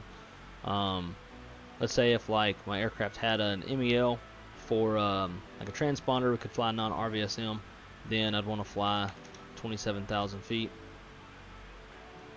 Payload, that would be done automatically based off of the bookings. Fuel, now this is like where you get a little bit more into the nitty gritty. We can change the taxi fuel here. So I want 800 pounds of taxi fuel. If there was an MEL, say we had a center tank, 2 center tanks are in op, we have fuel trapped inside, we could put ballast fuel in there. So if they say there's 1,200 pounds trapped in the center tanks, we put that there. Extra fuel, hold time. I'm not really sure how. Okay, so contingency fuel. So like we have 10 minutes of policy fuel that my company does. We do 10 minutes of extra no matter what. And then contingency is going to be for any known constraints. Yeah. Let's see, 3007.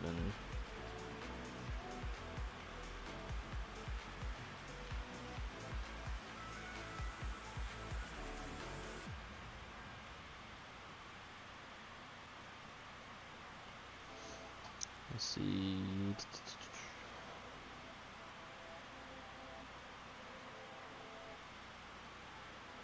Where'd my PFPX go? There it is. So let's say if like we're going into Myrtle, Myrtle's minimums are 200.5, so 200 foot ceilings, half-mile vis, and there's a strong chance that visibility is gonna be below minimums, and it's forecasted to be so for, or to be like right at minimums for I don't know, say 30 minutes from our ETA. So we could say if we're expecting to probably hold for a little bit longer than that, we can put 45 minutes of hold fuel. Or we can do it in pounds. And so we want to do, for that, probably 3,000 pounds. But this is where it gets good as far as having the ability to do more than we can in SimBrief.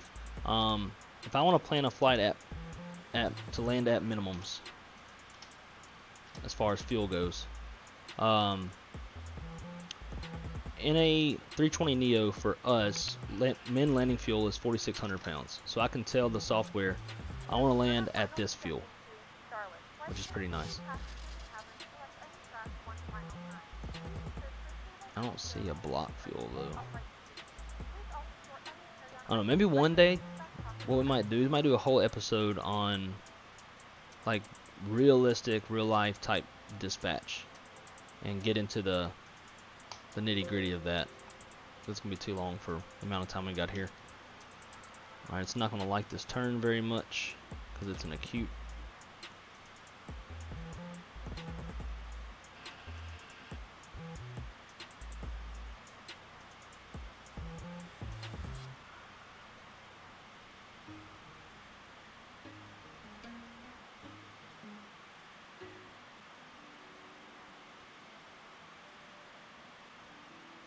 Alright, below 10.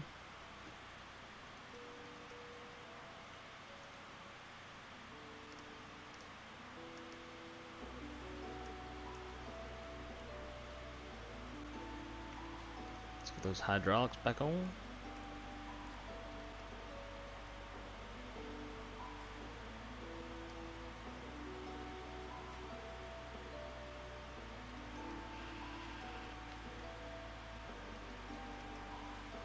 Why is it not liking that?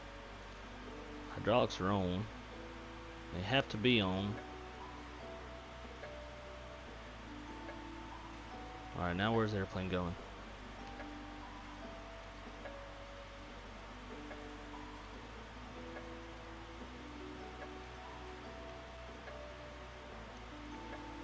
Yeah, I knew it wasn't like that turn at all.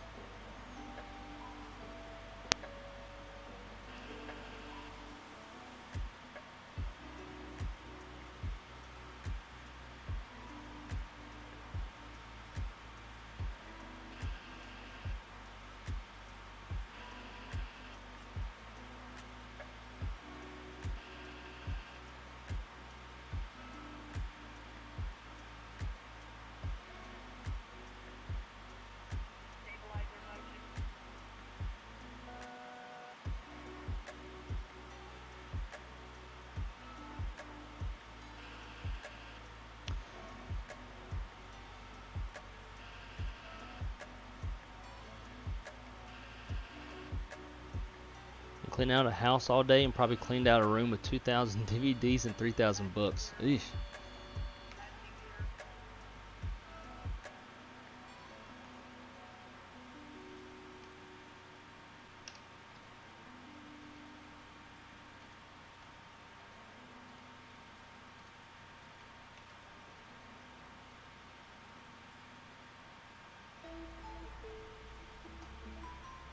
Sorry guys, getting a little bit busy. Kill that music.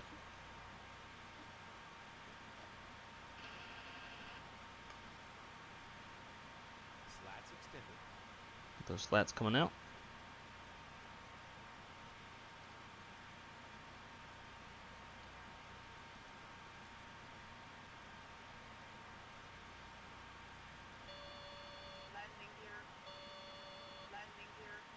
I wasn't sure why it's yelling at me. Probably because the slats are out. Or it's the speed.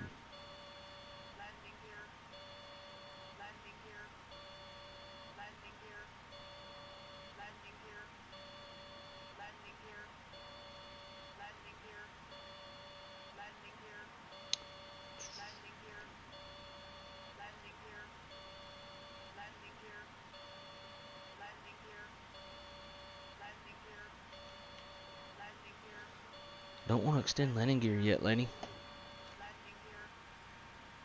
because the slats are out. There's no way. No, okay, it's got to be the speed.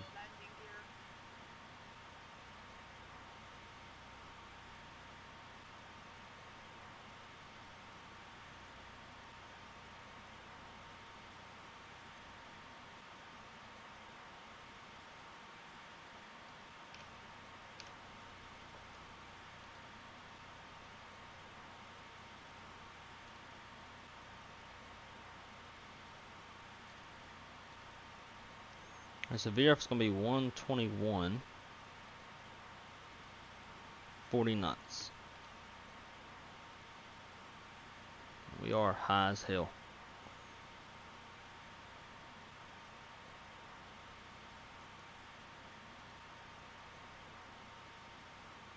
Ooh, super high. Alright, let's see if I can get this thing on the ground. Let's go. Whoops.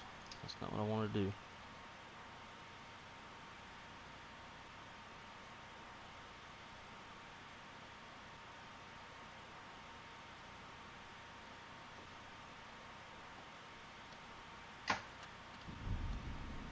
Slats extended. I was doing that daggum rolling thing again. Gear down.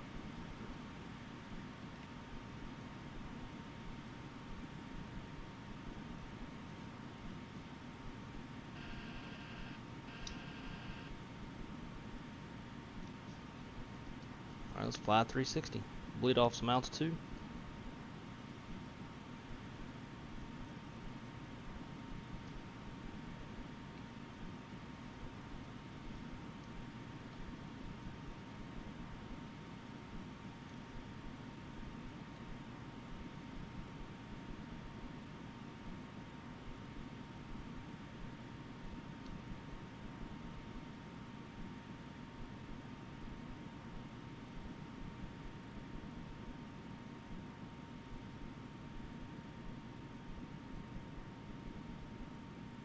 Yeah, I've still got that weird.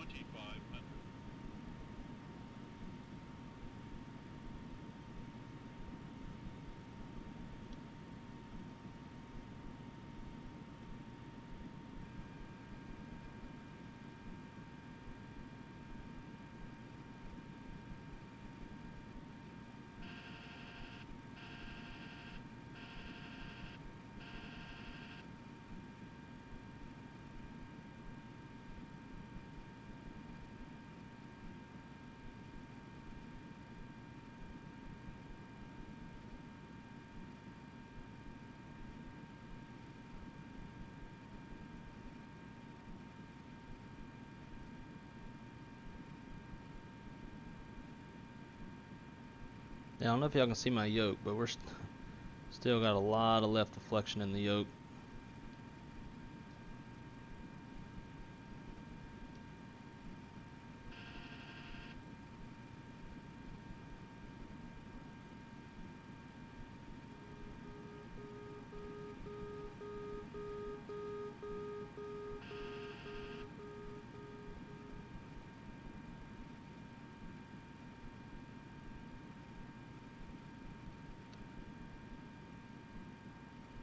Flaps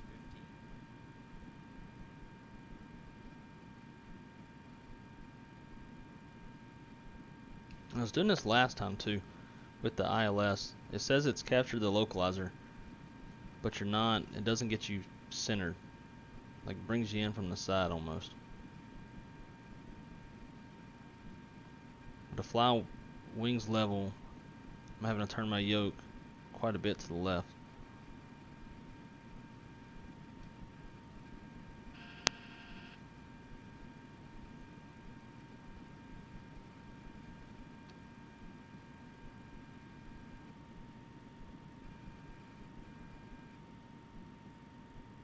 Flaps 28.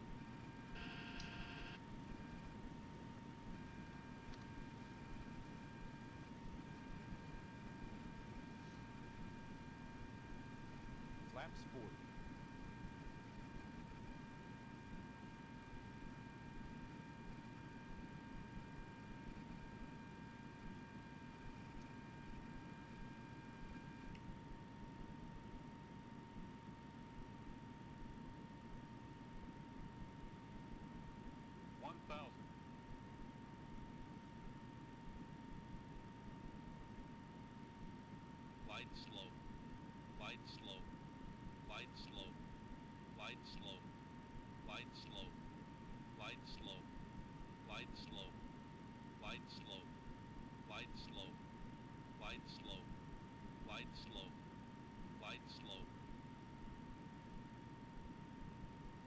Yeah, it's gonna make it a little bit harder to land. I'm having to put this much deflection in the yoke.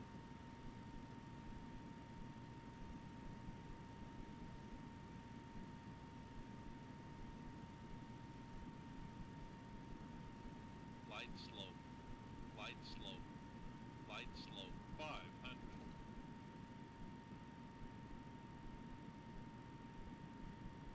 400.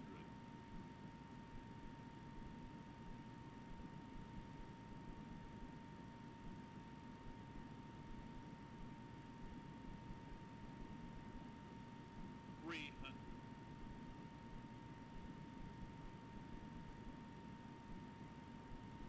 200.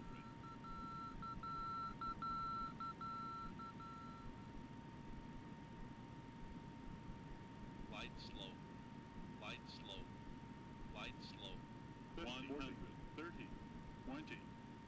10.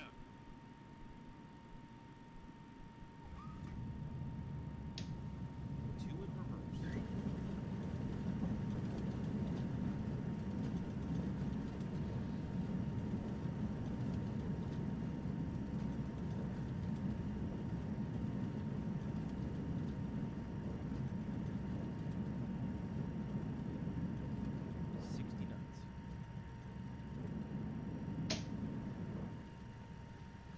Whew. Lights out. Ladies and gentlemen, welcome to Charlotte. The local time is 3:54 p.m. Damn thing gonna turn or what? 81 degrees Fahrenheit. You can now use your mobile devices. Please remain seated until the comes to a complete Man. stop and the seatbelt sign is turned off. Remember to use caution when opening the overhead bins. Items may have shifted during the flight. I don't think I'll arm the spoilers on that one.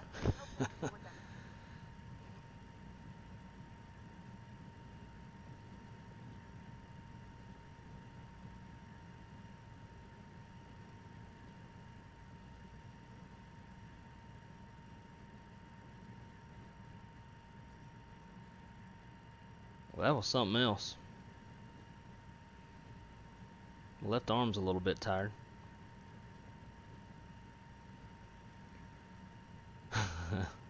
Pretty much. Yeah, whatever happened in Myrtle is still going on in the airplane. Shouldn't have been doing that. Let's go. Start pump. Here.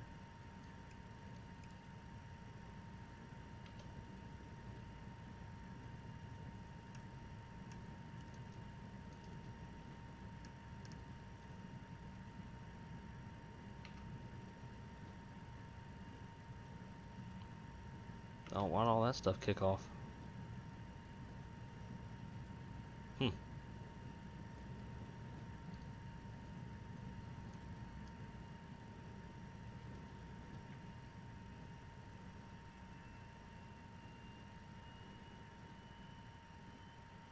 Oh, those are parking spots. Sorry, haven't been paying much attention to the chat, guys, but fighting this damn airplane.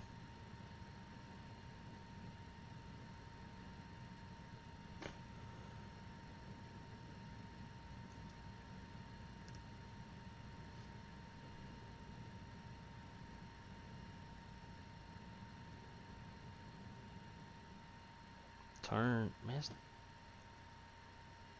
Not like how this thing handles on the ground.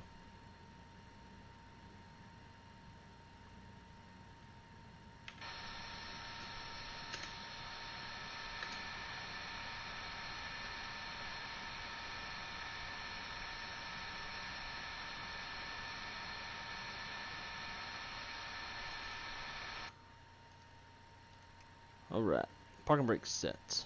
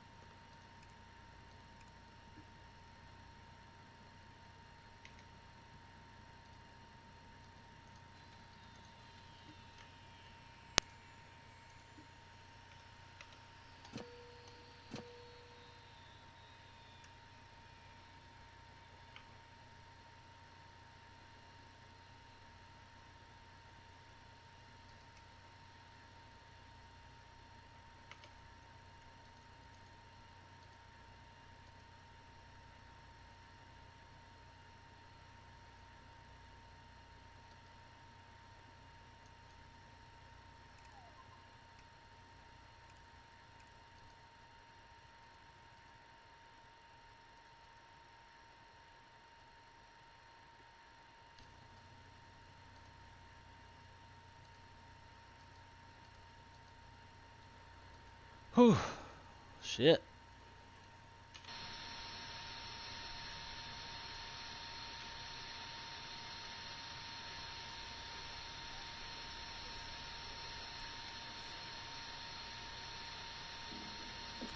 Well, guys, goodness. That was tough. Anyways, back to the chat since we had to ignore y'all for a little bit.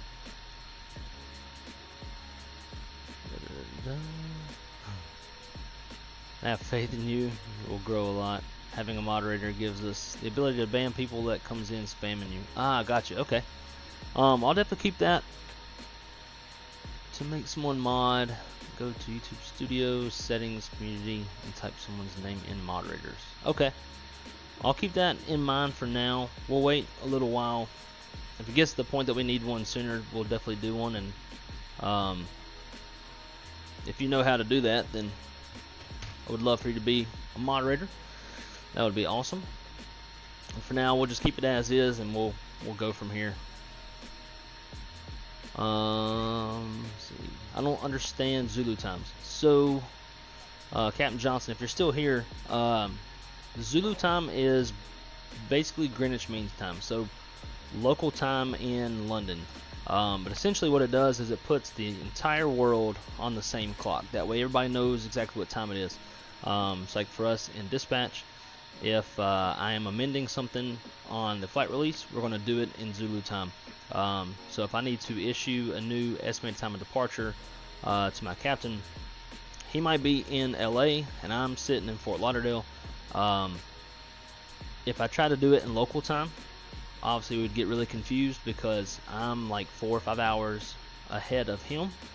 So when you have Zulu time, you got everybody on the same clock. And so if I tell him new estimated time of departure 21:30 Zulu, 21:30 Zulu is the same for me as it is around the world. Therefore we're both on the same time.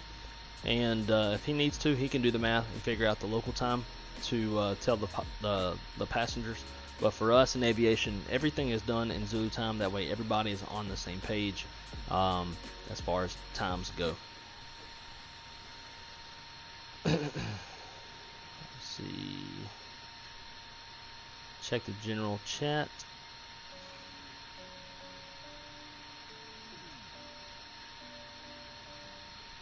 Ooh, 7,700.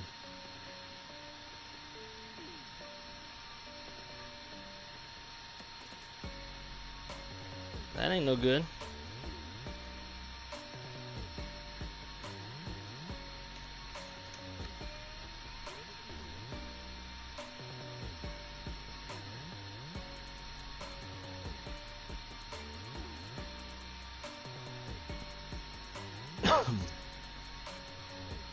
Yeah, that's they came down quick, didn't they?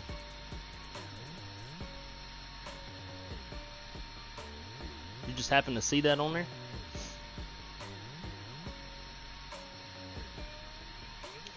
Aviation Geek, everything is good here. I'm glad to finally be back home and able to stream with you guys. Plan on the next stream being probably Monday morning. We'll give this airplane another shot. Maybe we'll go into the retro Alaska livery and do some Alaska flying. That'd be pretty cool. Let's see. Let's butter this. I don't even know if we buttered it or not. We'll have to check. Flying that thing is a workout. Yup. Nice legs today, Captain. Glad to tag along. Nice landing. Sorry I was driving. No worries, man. Moderator channel. Captain Johnson, I didn't know that. It's kind of confusing. Yeah, it is, but you, especially when you start working in aviation, you get used to it pretty quick. This song sucks. But yeah, it took me a little bit to kind of get it, but if you operate only by Zulu, like at work, with everything we do being Zulu, you kind of just acclimate. You don't really have to think too much. You kind of tune out local time, and you just always watch the Zulu clock. So I'll be watching the clock, and I don't know. You kind of keep your mindset on. I don't know. I'm kind of repeating myself, but yeah, you just kind of acclimate to it, and it comes pretty natural. But you never really like outside of work. I never keep up with Zulu time. I kind of switch right back to local. But when you're always just looking at the clock and you see it's 9:30 in the morning Zulu time, and you know you got a flight that you need to plan that leaves 2 hours ahead of that, which would be 11:30, you kind of acclimate pretty quick. For something, yeah. See, I should have kept reading. Yeah, after having saw it. I'm now an iPhone user. Pray for me. Oh yeah, dude. Where'd you come from? Samsung or like Android? I'm an Android guy. All right, let's check out the landing rates, and then I gotta get dressed and get ready for little birthday dinner. One day I'll be brave enough to fly this on VATSIM. It's gonna take a few more flights, but I'm down to try it out. All right, let's see. Delta says -126. I feel like that landing was smoother than my first one, but I guess not. I'll take it though, especially with the deflection in the yoke. Let's see, we do Pax. Pax will be pissed off on this one. Unsafe takeoff, extreme flying conditions, but soft landing. But then they'll turn around and say unsafe landing. Bruh. The flight wasn't what I expected from wrong side sim. I'm about to flip this thing off. I didn't even see what the landing rate was. I accidentally closed it.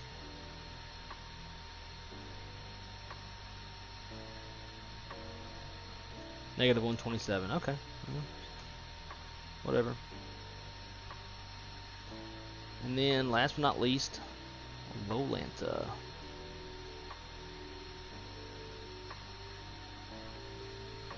$126. So this was, all in all, this was just a squirrely ass flight.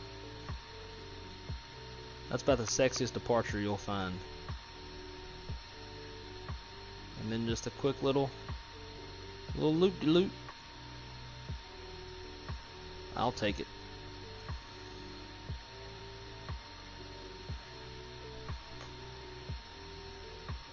iPhone rip. Yeah, I'm a Samsung guy. I got the Samsung Galaxy Fold. Not gonna lie, huge fan. Love this phone. It's pretty badass. You can do everything. You can do everything on the front that you could on the inside. So if you want like one-handed use, it's nice and slim. But then if you need some screen real estate to watch some YouTube, just open it up. It's awesome. I have heard a lot of good things though about the S22 Ultra. So yeah, so it's my girlfriend's nephew's birthday, turning 12 today. So I'll make sure that Aviation Geek says happy birthday, and he'll be like, okay. But alright guys, well I gotta get dressed. We're rolling out of here in about the next 22 minutes. So hope everybody has a great day. I will try to get the stream for Monday scheduled early so y'all know what time we're going on. And until then, hope everybody has a great day, great rest of your weekend, and see y'all on the next one. Y'all have a good one.